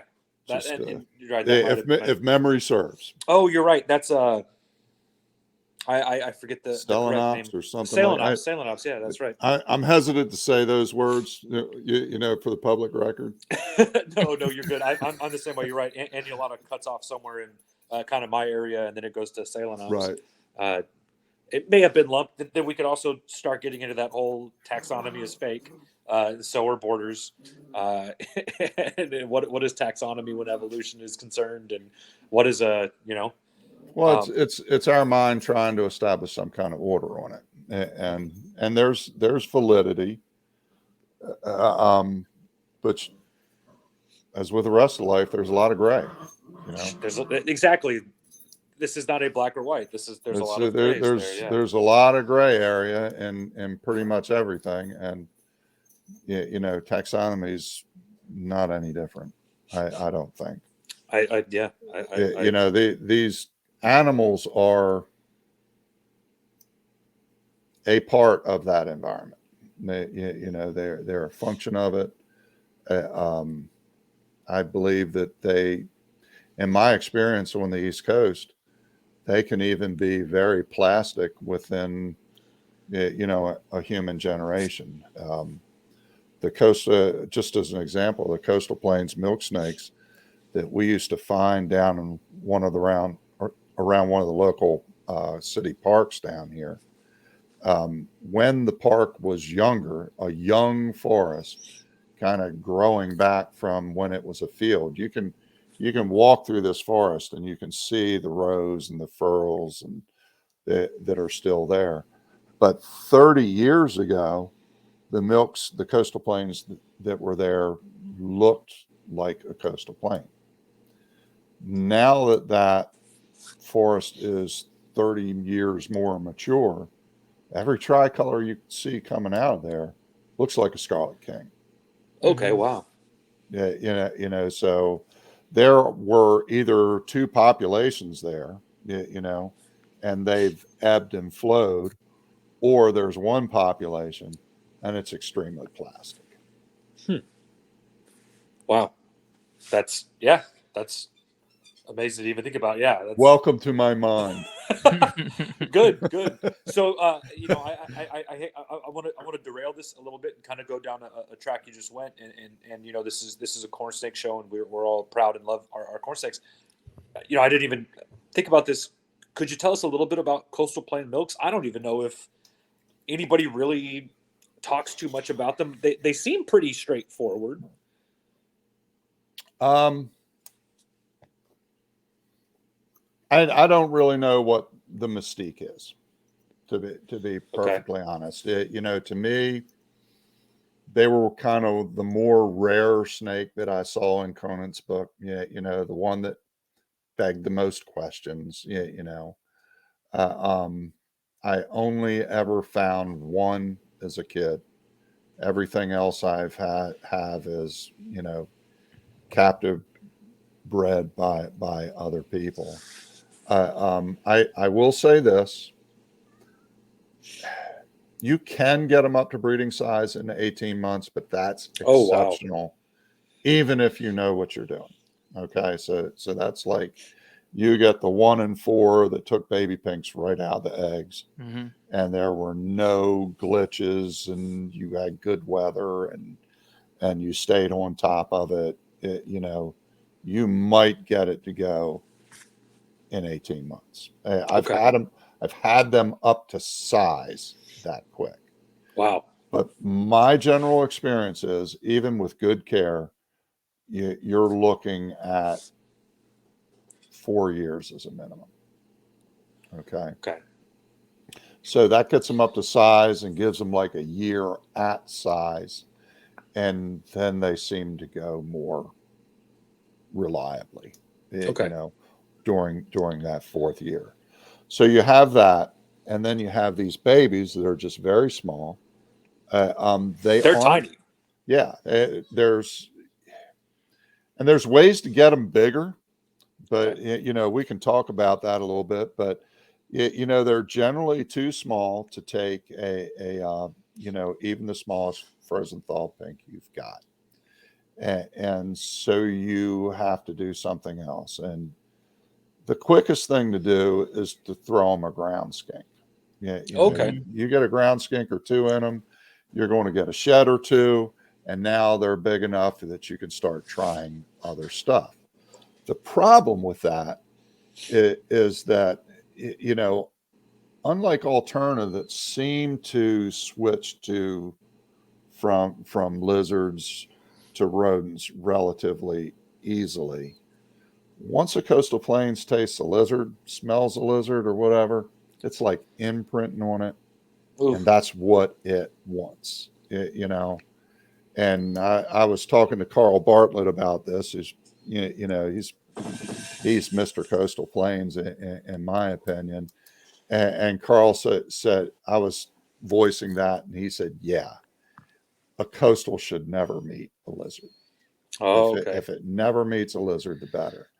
So basically, I have two methods that I do it, and they both have their pros and cons. But I can tube feed them, and they grow really quick that way, but they don't switch to mice as quickly. And I think that's because the tube feeding process is a little more traumatic, if you will. Mm-hmm. You're also not, you're using Gerber chicken baby food. Yeah. You're not using mouse, so there's no scent association or anything. And then the other method is to tease feed mouse tails. Okay. But that's a little bit slower, more tedious of a process. But generally speaking, if you can hit them like once every 5 days, within 5 to 6 weeks, they're going to have a shed. And at that point, you got to root through the bag and get the really teeny tiny ones. Yeah. But they will generally be able to get that down. Okay. And I would say that first attempt after that second shed, they shed right after the hatch. And then Sure. we're talking the first post-feeding phase shed. I would say 3/4 of them take first attempt. Wow. And That's awesome. Yeah. most of the others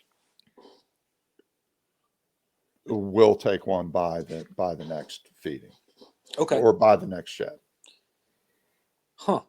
So yeah, that's kind of been the complication I've heard the most with them is these tiny babies that don't necessarily want to eat or won't. You can't get a food item big enough, but that actually makes a lot of sense to use mouse tails.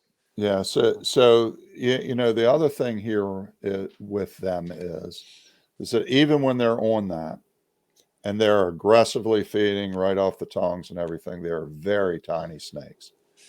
And as with anything little, they're delicate at that point. So if one rockets out of the cage and falls on the floor, that's it. It's gotten to the point, over the years, I have a rubber mat on the floor, so that doesn't happen anymore. But they're very small, so it's easy to miss that there's an eye cap got left behind. Yeah. Or sometimes, snakes just don't find their water bowls. Yeah. And they desiccate real quickly, or they can have a shedding problem. So I don't think there's anything hard about them. They just require a little TLC. Okay. And if you give them that, then they'll do great for you. And generally speaking, I don't move my coastals until they're well started. I like to see 3 consecutive voluntary meals before I make them available. And nice. at that point, the hard work has been done. But now this person has to wait 4, maybe 5 years, before they breed it. And what I found is just a lot of people lose patience. That's they want to move on to something else. Yeah. A lot of people are really excited about that fast and loose. Corn snake, Gatula, 18 months to 2 years for a male, very easily guaranteed to breed.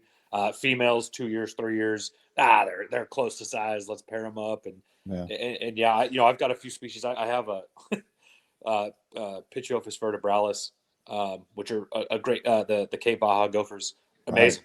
Right. They are neat. I think I'm on year 5 or 6 trying to breed these guys. They're bin of size. They haven't done it yet. Well, I'm broom mating them again this year. fingers crossed. I've sexed them. John sexed them. The neighbors sexed them. My wife sexed them.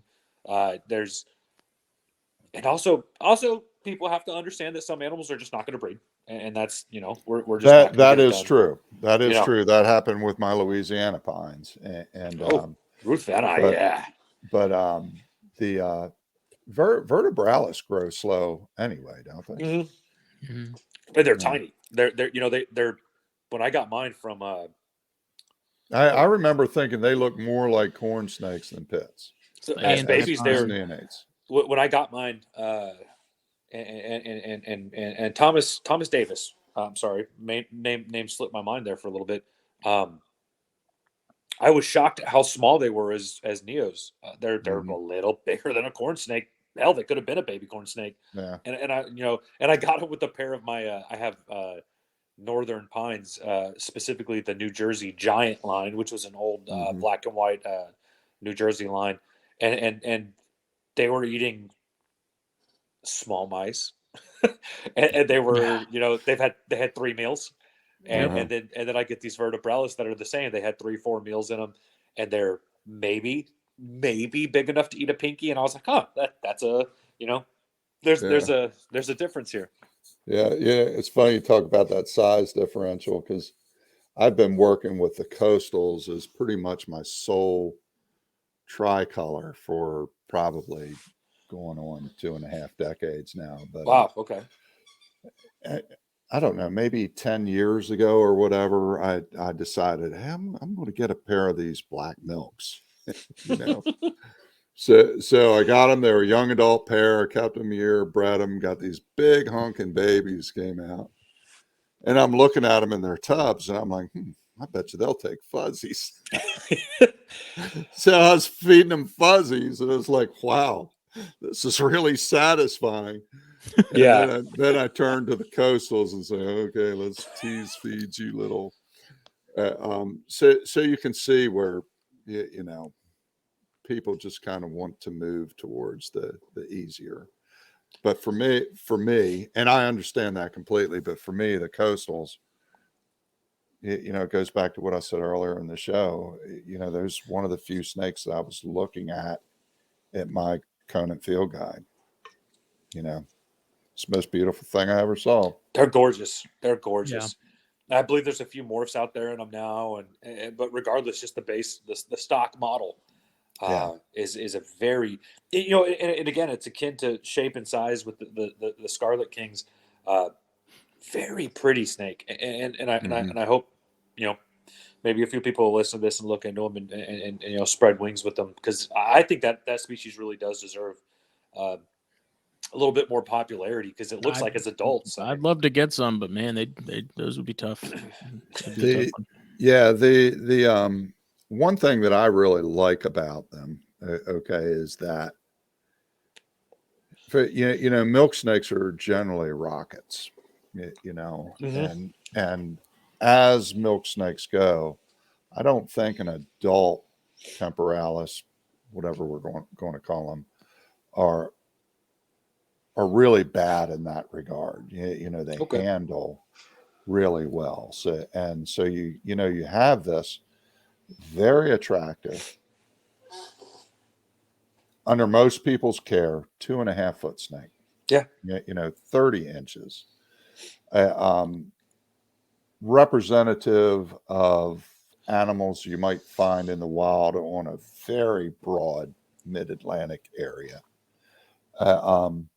They can do quite well in some hobbyist 10-gallon setup.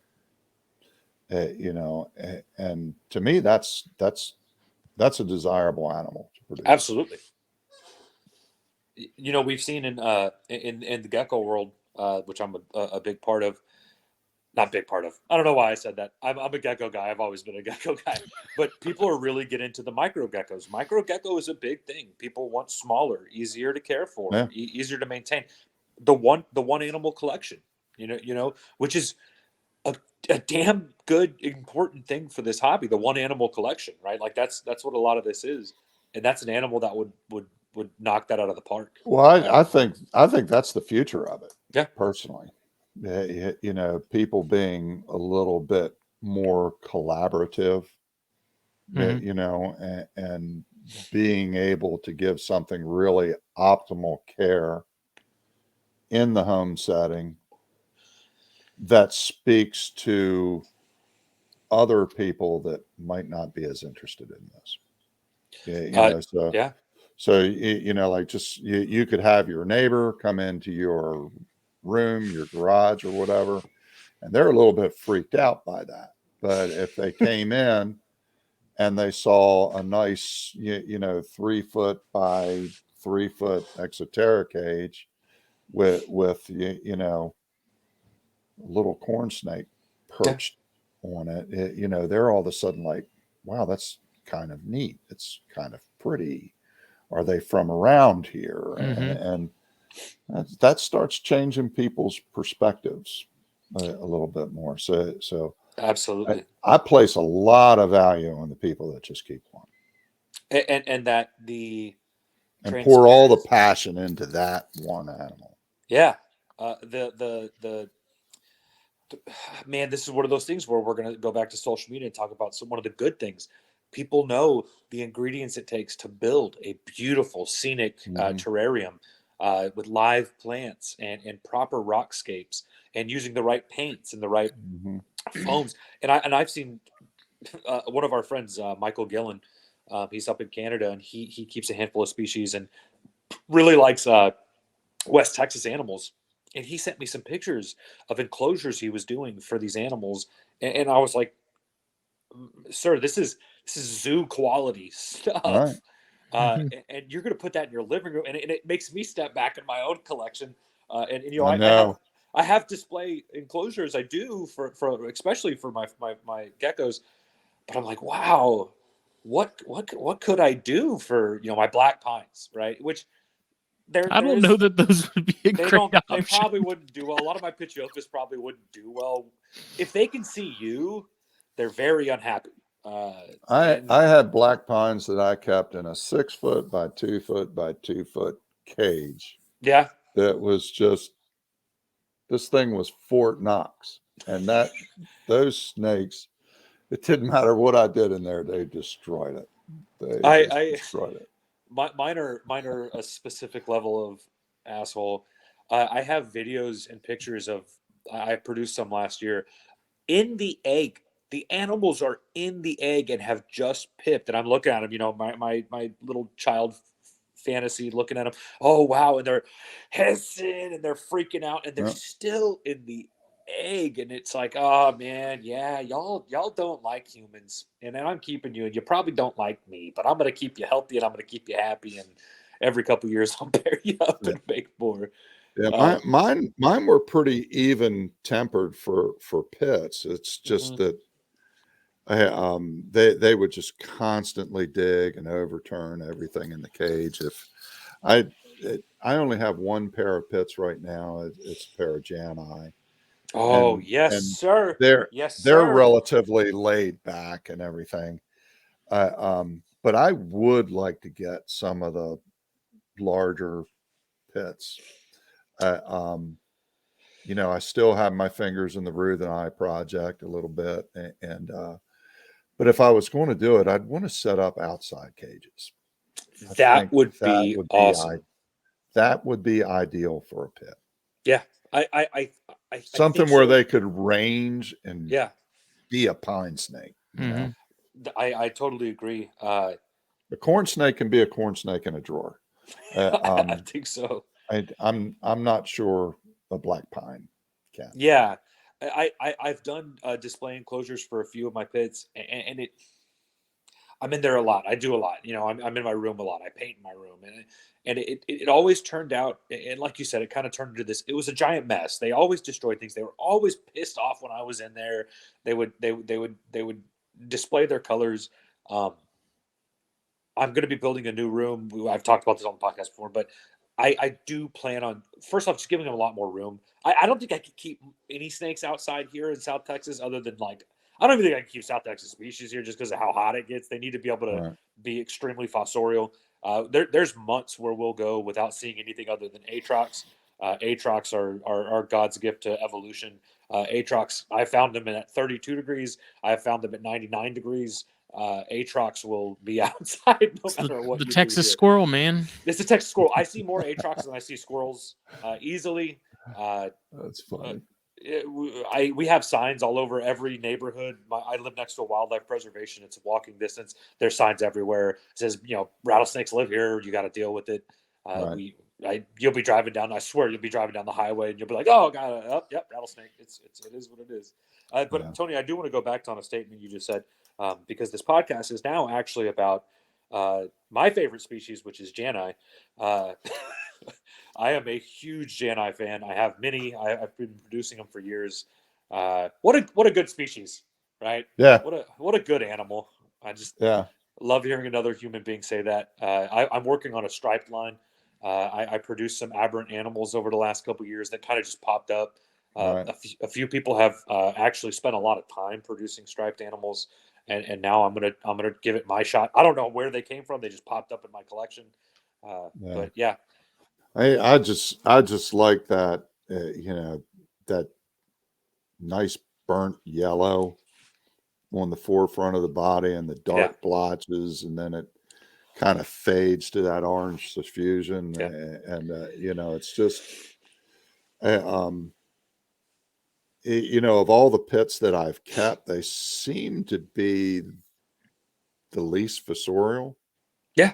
I don't know if that's true in your experience, but I kept mine in 4-foot Neodaches, and they spent the vast majority of the time coiled, either in the cage or in the hide, they're a hide under box the species for sure, under the basking light when they were digesting a meal, and but they weren't like my blacks that were constantly trying to get under and excavate. And in defense of keeping them, I think if I had a constructed sub area where they felt like they could, get under and go into a whole box down there and have one dry and warm, one cool and moist, and Applegate enclosure.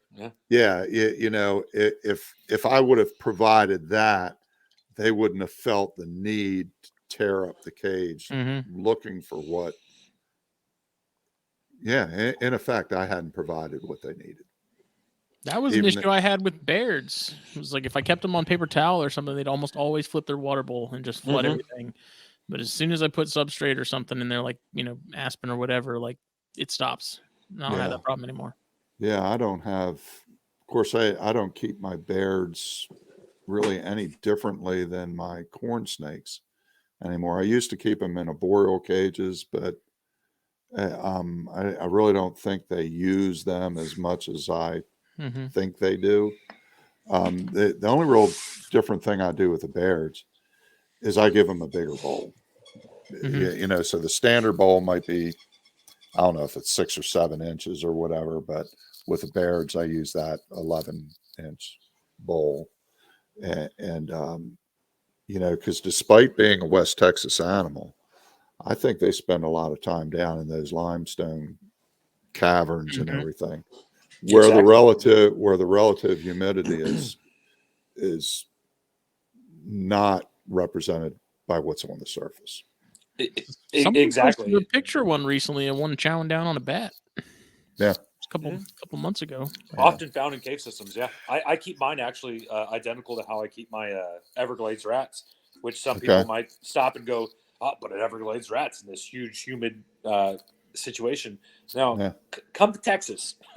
we don't do one weather, right? Like it's such a weird environment here, and especially where that kind of falls. Corpus is very close to the I believe longitudinal line is the correct line, the horizontal line, where you'll find a lot of Baird eye, and there's it's not. It is a very humid environment where they're at. Is it dry on the surface? Yes, of course. But I go out and I hunt these things. You don't find them when it's dry. They come out when it rains. I have a Baird's album on the Facebook page, and pretty much anybody that sends me a picture of a locality Baird's, just send it to me. If you want me to, I'll plug it in there, plug who took the picture and the locality information and everything. It's just I think it's neat that for so simple a theme, you can see so much variety and everything. Oh, absolutely. But I believe there is a picture in there of somebody who was doing some spelunking, and they were like 100 feet down or whatever, and they came across the Baird's crawling up on the wall. You and Justin will have to link up after this. Justin has a huge collection of pictures of Baird eye that he's been collecting and identifying localities and such. The species mirrors Alterna in its variability. There's a ton of variation in that species. It's awesome. I think the Jeff Davis animals are different. Yeah. They are definitely, they seem a little bit more diminutive. The head shape is just conceptually a little bit different to me. They're darker. Well, certainly the coloration is different. I think they tend towards more yellow suffusion instead of salmon. Yeah, definitely. Just a very, very different looking snake, and not, I think the Okatee of Baird's is probably the Edwards Plateau variety that, Tim Gebhardt has popularized. The metallic rat, yeah. Yeah, the metallic rat. But man, those western forms are just as nice. Oh yeah, and again, also there you go. I believe that's one of Tim's pictures. What a snake, right? What a beast, huh? What an animal. I'll mirror that in saying that I'm in love with the Mexican variety, your Nuevo Leon animals, that are. That looks like a Troy Hibbett's picture. Yeah, it is. At Terrell County, yeah. Your high yellow with that muted head down in Mexico, a totally different looking animal. Got a little bit more size to him. This is an interesting one. It's pretty. That's a Tim Gebhardt animal, and there was, I don't know if the information is on there or not. Yeah, where is it? It's a little small Utopia, for me. Texas, yeah. Where in that mountain? And evidently that area is very difficult to collect in. The road's not a good one to do it on, and the property isn't accessible. But that's where that animal came from, and that just blows me away. That is a crazy looking animal. Yeah, that's quite a specimen. I'm actually looking right now to see where that Utopia, Texas is. Yeah. I've talked to Tim at length on that one, and that animal is going to be closer to San Antonio, in between like Concan and Castroville, in that Utopia area. So that's going to be an animal that's going to have a little bit of Lindhemeri in it. Some might think, if we start, I showed that picture to somebody, and they said the same thing. I don't know if it's the case or not, but to a certain degree, if you want to talk about purity, about the only thing that can be pure is locality. Mm-hmm. If it's naturally occurring, exactly, yeah, that's pure. Yeah.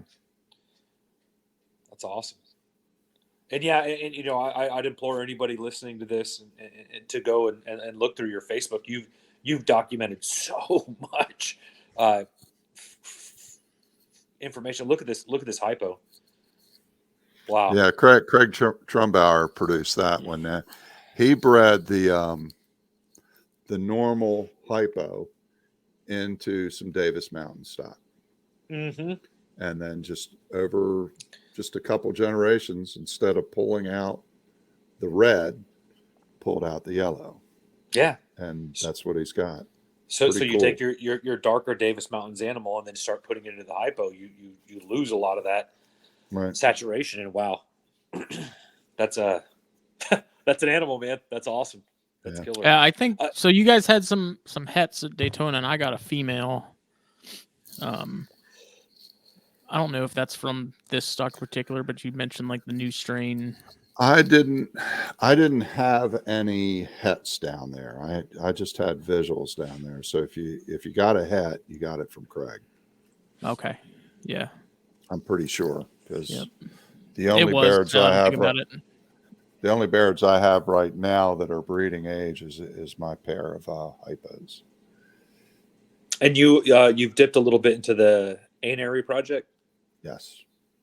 Me and Justin got some animals from Tim. Did you?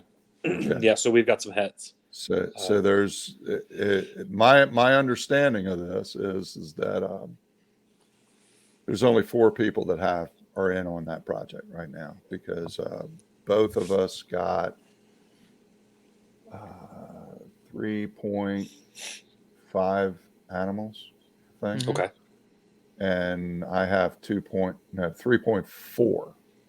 So right now I'm still holding on to 2.3, and I sold a pair, and Tim did the same thing. So there should be only 4 people that have them at this point. But mine are in the care of Craig Trumbauer right now. So because not a bad person to have. No, have the animals. No, get him to wave his magic wand and just get him to grow and everything. That's not true. He works very, very hard on his collection. Yeah, we were able to get a pair from Tim Smuggler and are excited to see where that goes. Yeah.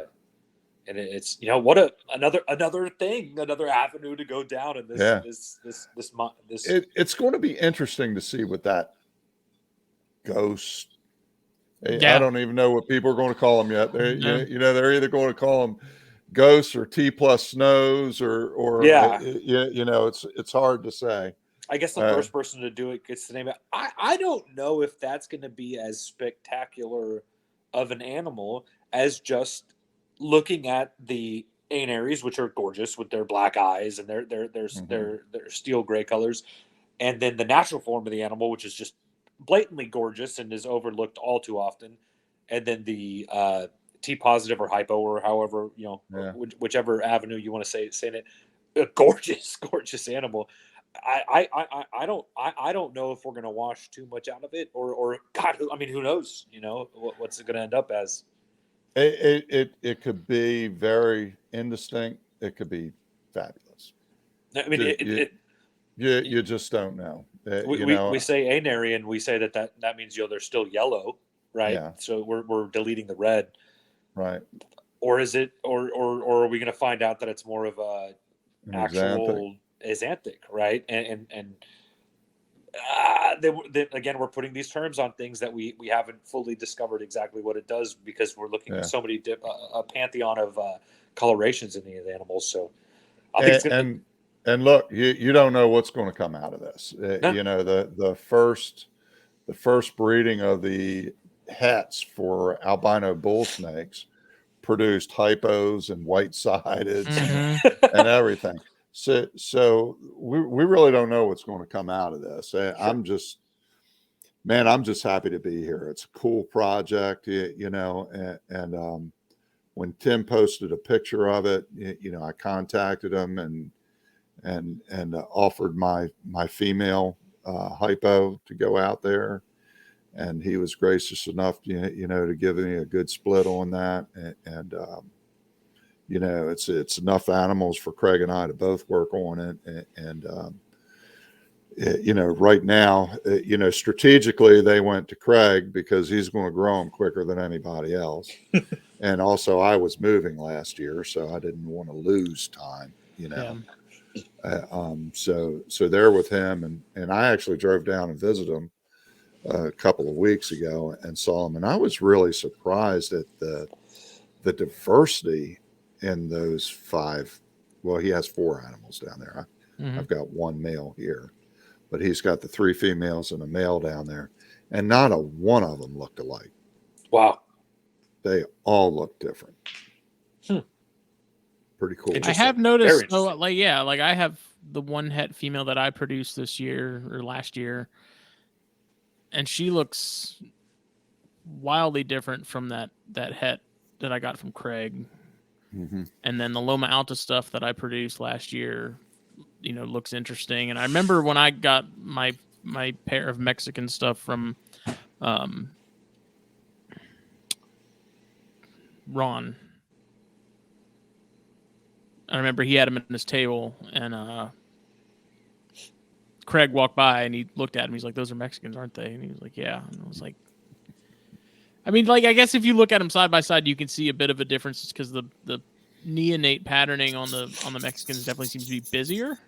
Yeah, definitely. Seems to be a lot more going on. But it was just funny to see Craig just walk by, look at me like, "Those are Mexicans, huh?" And Ron goes, "Yeah." It was Ron Allen. Yeah. I just kind of laughed because I was just standing there watching it. And how does he do that? My Mexicans are eating small mice now. They're decent size. They're big enough, right? Like they're big enough to eat small mice, and they're 20 inches, 24 inches. What an ugly snake. And it's so funny that ontogenic change. They have this point where you're just like, man, you're just like kind of brown and dingy and funky. And when you were a tiny little baby eating pinkies, you were so cool and you had this contrast. And I know what you're going to look like as an adult because you're trying to do it now. But that's one of the reasons I love Janai is that ontogenic change, right? Like you baby Janai are not exciting. You can. I appreciate them. I love them. I love the pattern. But my adult Janai, when people come over, when people come to my collection, one of the first animals that goes in their hands, if it's not a Leachianus, if you're a gecko person, you're over here, you're putting a Leachianus in your hand, and it's going to blow your mind. The weight, the size, the impact of that animal. But the first snake I'm putting in your hand is a Janai, right? Like it's what an animal. And then you look at a baby and you're like, nah. Yeah. Well, Tony, I know we've gone long-winded, and this has been a great conversation. But I do want to ask you about one more group of animals you're working with, and that's the lightning rats in the Obsoleta complex. The lightning rats. The lightning rats. You must be talking about the lemon rats. Lemon rats. Oh my goodness, I'm so sorry. I wrote that down wrong. So somebody commented on, because I updated that album like a couple days ago, and somebody made a comment about a lightning rat, which I think is a Western or a Texas rat morph. Possibly. I'm sorry. Excuse my ignorance. She described it as acting almost like the rusty rat, which is the het state of a leucistic eastern rat snake. Yeah. Well, excuse me. Yes, but the lemon rats. This is something you've been involved with for a while. Yeah. Yeah. Wow. I got these from Will Bird.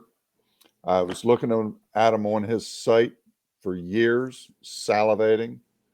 Every year I sent him an email, and he's like, "Yeah, I'll put you on the list." And then I would wait, and I wouldn't hear, and I'd call up, and he'd say, "Oh, they're gone." And I don't know what in the world he was doing with them, because you just didn't see them offered by anybody else. And then I just kind of got belligerent. I was like, okay. Well, and I called the man every week. Yeah. Hey man, how's it going? You got eggs yet? Okay, good. I call back next week. Has she shed? You got some sphagnum in that box, right? We don't want to lose these eggs. And man, by midsummer, he's like, "Tony, I'm going to send you a trio." So he sent me a visual male and 2 het females, and I ended up keeping just a pair. Okay. And the pair that you're scrolling through now are the original animals that I got. So now I have since moved those to a friend of mine, Crystal Poyfair, has a zoo up in New York. Okay. Those animals went to her because they were just really getting too big for the cages that I had for them. So they're big animals. Yes. They could probably push 5-6 foot, right? Yes. And not only, it's not so much the length, but the girth of them is to my eye, it's significantly different than the eastern rat snakes. Yeah. Wilbert and Phil Peak are, they're the experts of the snakes out in that West Kentucky area. And they believe that these animals are intergrades between an eastern and a gray. Okay. Because they see primarily black rats, on one side of the range and trending more towards grays on the other. So that's their experience. But for me, breeding them, they're significantly different than easterns. Okay. The times that I've bred easterns, I get these smaller, high count, smaller ovoid eggs. And these guys give me much longer, almost cylindrical, in length. And it's a smaller number. It's like, I think the biggest clutch I've had from her was last year. I think her first clutch was 16. Wow. And the second clutch was 14. Okay. Very, very prolific. And she was like clockwork every year. Perfect eggs. And did she double clutch on her own? On her own. Yep. Wow. Yep. That's a lot of babies. And would really put the weight right back on. A couple small rats, and she was right back ready to roll. Great animal. I hated getting rid of them, but they went to a good place, and it opened up room for some younger animals to come in the collection. As happens, every individual's collection is constantly evolving, and like this year, I made a big cut on a lot of things. Justin's done the same, and people need to be understanding of that. There's this weird mentality we all have. I can't believe you got rid of that. No, I absolutely can't. Well, to be honest with you, I had intended to just completely free up cage space from lemons. I've been doing them for about a decade. Yeah. And after a period of time, you just want to try something else. But a friend of mine who is a biology teacher, I'd given him one years ago to keep in his class, and it was getting a little bit too big for, to fit that bill. And so it came back to me, and when he put that female in my hands, I was like, holy, that's the one, the picture that you showed of that younger female. So I went ahead and held back a male to put with her. So does that act as a simple recessive gene, or is there something else going on? Wow, that's really the question, and I don't know the answer. Okay. It appears to me to act as a single gene, but there's a tremendous amount of variability in there. Okay. Now, what I can tell you is that Will had the original project started from two morphs from the same county. Okay. One was an albino, and one was this thing, I think he called it the Dixie Pumpkin or something like that. And he bred those together, and the double het babies that he got were very, very atypical of the standard run-of-the-mill neonate that he would find in that area. So eventually, out of that breeding came the lemon rat, and he called him after the local moniker of the lemon cowsucker. And really, really neat looking animal, but somewhat different than the original Dixie Pumpkin. Okay. But still not an albino. Okay. Yeah. So when he sold them to me, his thought process was that the lemons were actually a homozygous Dixie Pumpkin and het albino. Okay. That's what he thought. Okay. And the animals that he sent to me, He was like, well, your male is a definite lemon. He was very clean, didn't have a lot of markings on him. It's actually, when I got him, he was like bone white. He looked like leucistic.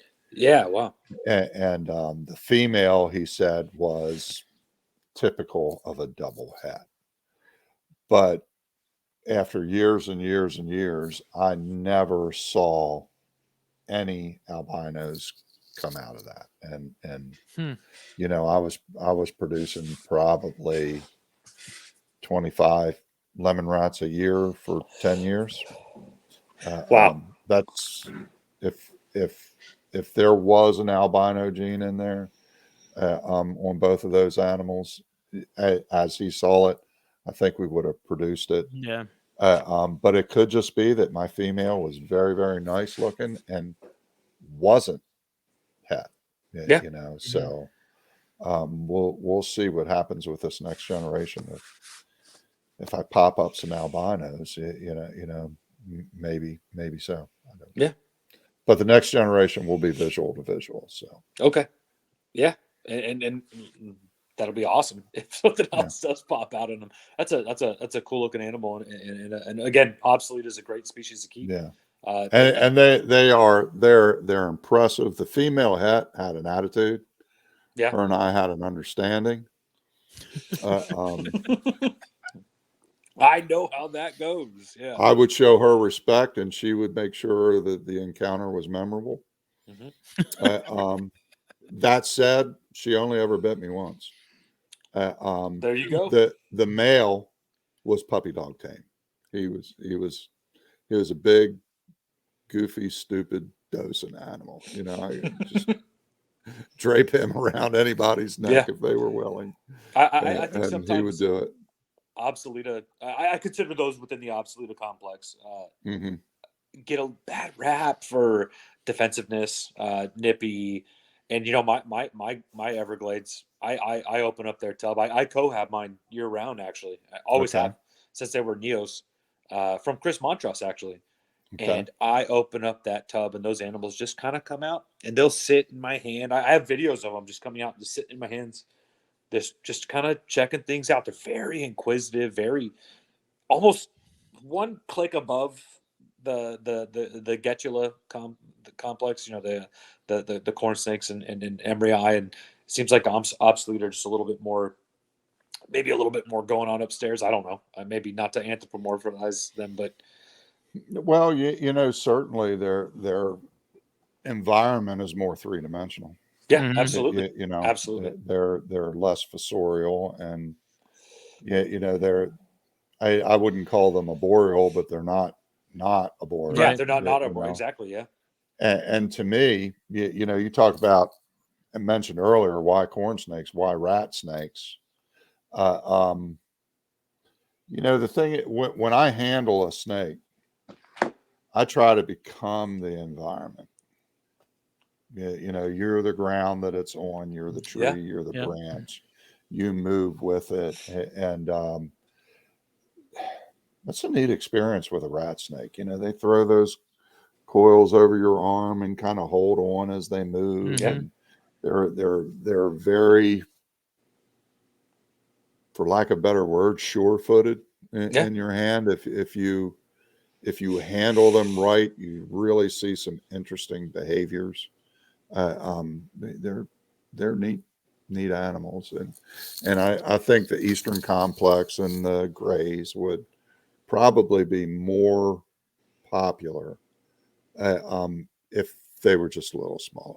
Yeah, they're you know, bigger, I think the size is a detriment to a lot of people, because you know, they grow up to be a 5.5, 6 foot active animal, and they require a little bit more space than the average person is thinking about when they pick the neonate up in a deli cup, you know, which is tiny, or pick it up off the road, you know, one night when they're out cruising. So anyway, we get some pretty monster yellow rats here. Yeah, yellows get big, blacks get huge. Black But it's rats. interesting too, because those bigger Did one yellow of, rats. did one of you guys get the yellows from me in Daytona? That was Jacob Bratz, one of the other Okay. hosts on the Herpetoculture Network. Okay. Yeah, I'd be interested to know how they're doing. Those were Those are pretty two, snakes, man. two of them were holdbacks. Yeah, Yeah. you know, I got my original breeders from Craig, and they were an unrelated pair from captive hatched from wild caught females. So there was 2 clutches of wild caught females, and he picked out the best of each clutch, and I got those, and those are incidentally also with Crystal up in New York. Okay. And but I kept 2 of those that he got as my holdbacks, so they were like technically I guess F2 holdbacks, and they were really nice. And then the third animal was just one that initially didn't eat and everything. So but that one pair, They were killer, man. was stellar, They and were I'm really interested to see how they turn out. No, I'll Jake's have to get him to Jake's get some all about pictures it. of them. Yeah. Yeah, They I are appreciate when he that. picked those up. He showed me, and I guess I was coming up to your table. He was like, "Man, 60." I was like, "No way! Those are neon almost." And they were young. Yeah, They were young animals. yeah, Gorgeous. yeah. I think those were. They were either. I think those were 21s. They were either 21s or late 20, late 20s, like a second clutch 20. That would fit the bill on size.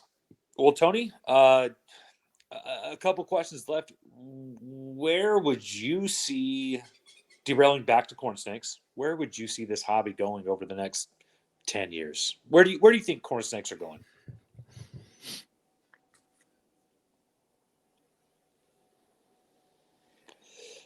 Wow.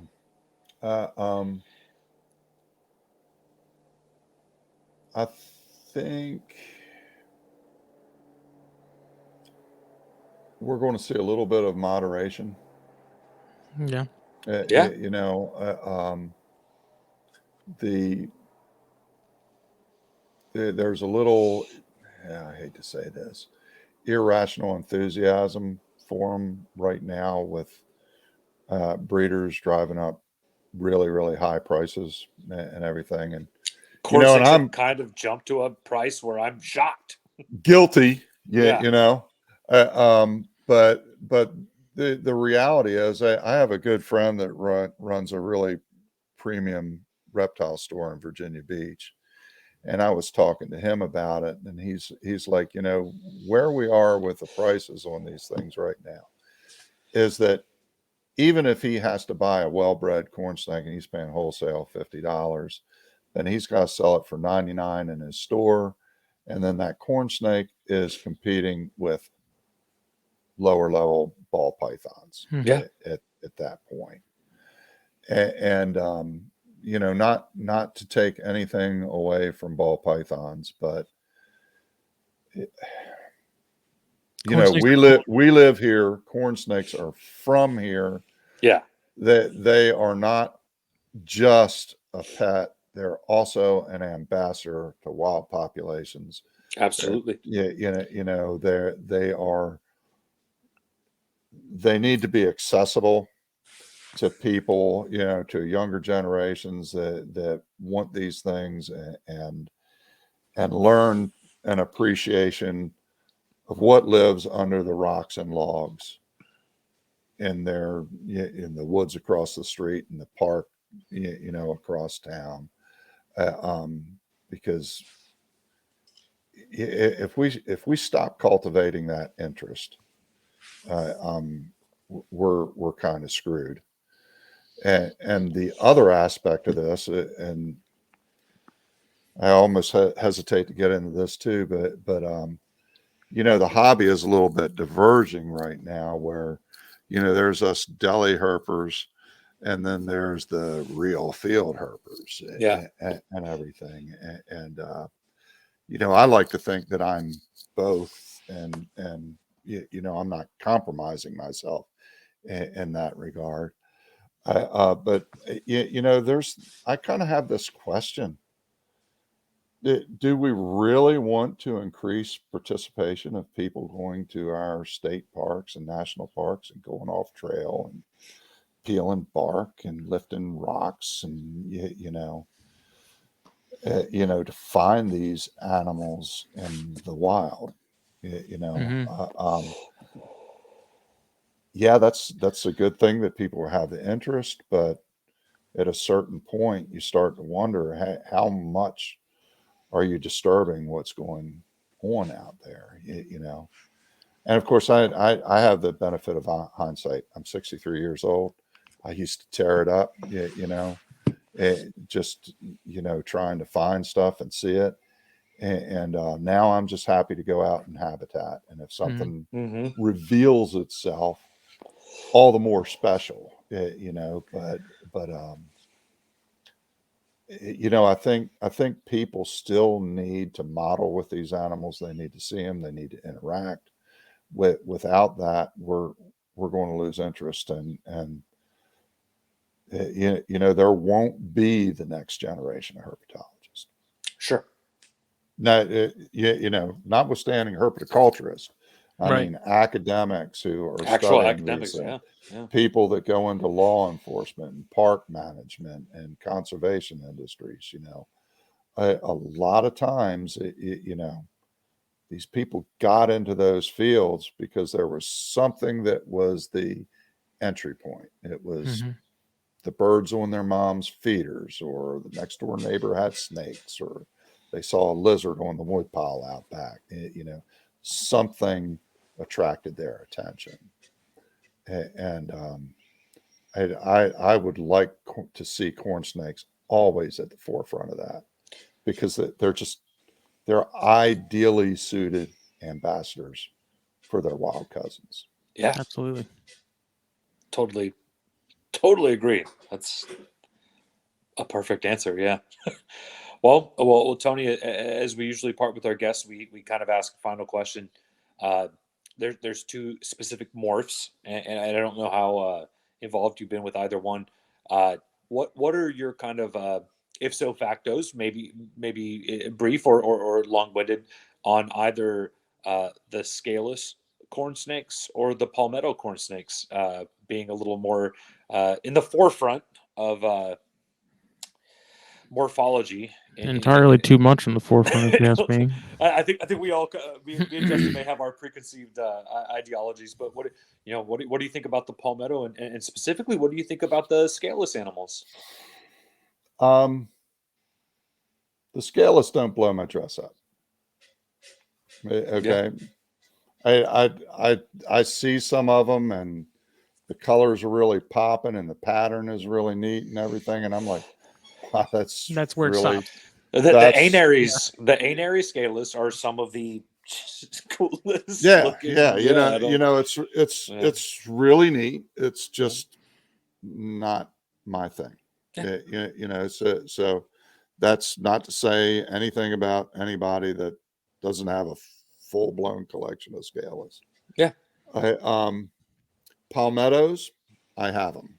Okay. So I've got a pair of het albinos, or albinos that are het for palmetto, that in its own right, I think that combination is pretty sharp looking. Yeah, because you get that kind of almost frosted look. Yeah. Almost the beginnings of white-sidedness. Yeah. Almost. Really, really sharp looking animals, and I like them a lot. And they are also an unrelated pair. And then I have a female who is, she doesn't have any of the bug eye issues yet or anything, but she'll be outcrossed to my het male. So people like them a lot. Yeah. I like them. I don't think there's really much more you can do with them as a visual palmetto. You know, Yeah. to my mind, a non-albino palmetto with the darker eyes is probably going to look better than the albino palmettos that I produce. Okay. But I think the real potential with it might be the little tweak it throws with being het for palmetto. Yes. Mhm. Yeah.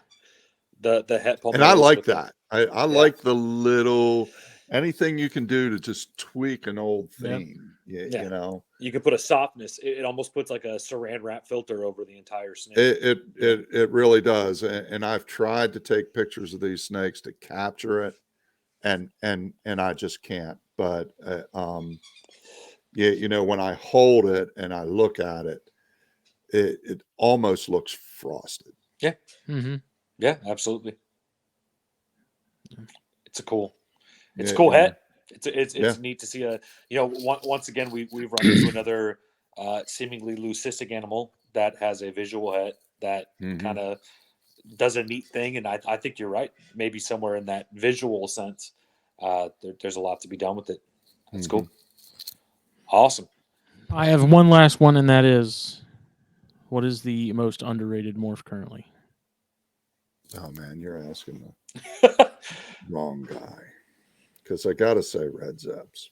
I had a feeling to do that. Red Zeps are killer, man. And we didn't go into too much depth on Red Zeps, and I think that might be okay. But yeah, I'm probably with you. They're Yeah.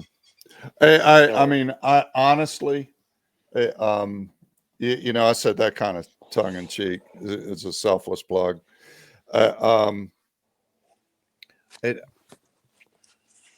Wild type. Yeah. Wild type is the most underrated corn snake morph. I have a pair of those North Carolina, Cleveland County, South Mountain corns that you were I talking love about earlier. those. They're sweet, aren't they? Yeah, mine are breeding size right now, and they're tiny. That's one thing people don't talk about with those. They're small.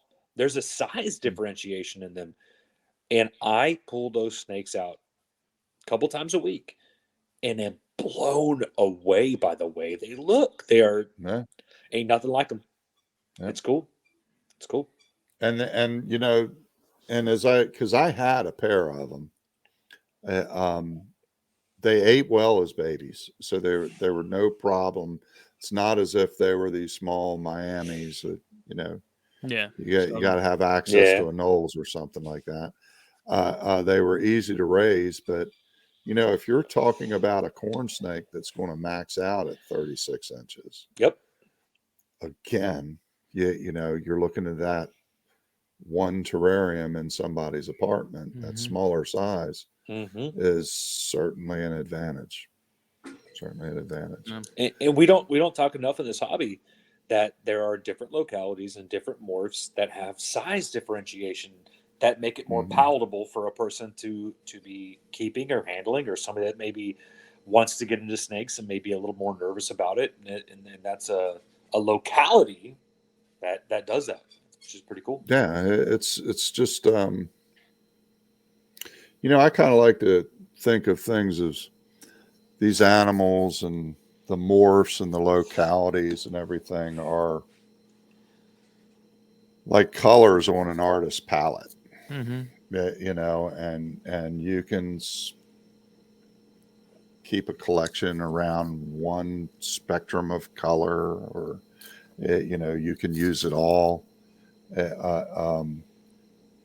But there's a lot there for everybody, and you know, sometimes I think the pursuit of morphs gets in the way of an appreciation of, you know, just a pretty wild type corn snake, and there is a lot of diversity on that. Let's go those Cleveland County, North Carolina mountain corns down to rosy rats in the Keys. And you know, you have the the ones from Delaware can almost be purple. You very rarely see them, if ever, in the hobby anymore. I think Delaware is protecting them now. Maryland animals are pretty neat. They're just different across the board. We tend to just think of Okeetees because that's the most popular. Sure. But there's a lot of different manifestations out there. Yeah. Couldn't be better said. No. Well, Justin, any closing thoughts? No, I don't think so. Tony? I want to see updated pictures of those ultramels. Yeah, I'll see you at Daytona next year. I don't know what it is that they just, you know, I look at them, I can see they got this nice white ground color, like a bone white ground color. And you know, they've got the nice Okeetee like borders around the blotches and good almost albino colored red. Yeah, it has that sharp red. Yeah, but when I take a picture, all I see is a white and black animal, and I cannot. See, those things are killer. I cannot adjust it out. You know, I mean, I can bring the red out, but then the ground color is pink. You know, so and they're not pink. Yeah, they're no. They're soft and here's another thing. I don't know if you recall this or not, but they were small. Yeah, they were small. Yeah, and the female that produced those is a fairly good sized corn snake, and she throws huge eggs. And the smallest blast of babies. I mean, they always do well and everything, but that particular snake perplexes me because it's big eggs, small babies. I don't get it. I'd love high white stuff, especially like with corns, you know, barring palmettos and stuff like your high white Okeetees and things. I love high white stuff. Yeah, so that was my recipe mix for my orange corns was the high white reverse Okeetees, the buckskin, and the buff. And between that, you know, I was hoping to get the big size of the Okeetee and the pattern. You know, and the super high contrast using, you know, the high white plus the buckskin, bringing that in there, and then to see what buff actually did. Yeah, you know, which what I think it is I think it's like it upregulates yellow. Yeah, is what I think it does. A lot of people think it down regulates red. But I don't think that's what happened. I think the red stays the same, but yellow is upregulated, and that mutes the existing red. It's almost like how red factor works on the erythrin. The buff may work on the tyrannies and generate that enhanced yellow. Yeah, doesn't mute the red. It just enhances the yellow to the point to where it's overbearing on it. I've got a couple red factor orange corns, and they are just, for lack of better term, just hyper pigmented. They got lots of red, lots of yellow, and lots of really weird contrast to them. And they don't photograph either. Go figure. It's so hard to take pictures of these damn animals. I totally agree. Yeah, well, it starts with getting them to keep still. You know. Yeah. Also, the first problem we all had to solve that none of us are good at. Yeah. Yeah, buff is one that I hope. I think it's fairly overlooked. I think it doesn't get a whole lot of attention, or it did briefly, and it kind of came and went. And I don't know. It just seems like such an interesting gene to plug into things just to see what it does, you know. And yeah, it adds a soft tweak to other things. Buff Motleys are fabulous. Yeah. Okay. Every buff Motley I've produced is fabulous, and I had a really nice buff Motley, and I bred him to a pure Sherman line Okeetee. You know, just kind of to see what would come out of it. every one of those was just a fabulous looking snake. Everyone that was a buff was just a really, really unique animal, and awesome. So, but again, and I think I said this earlier, Motley seems to track with good manifestation of buff, because every buff I want to keep carries that gene. Carries the Motley. Yep. Oh, that's awesome. Yeah. They're all awesome. All of them. All of them are awesome. Yeah. Indeed. Well, but you can't keep them all. That's something that I just don't agree with, Tony.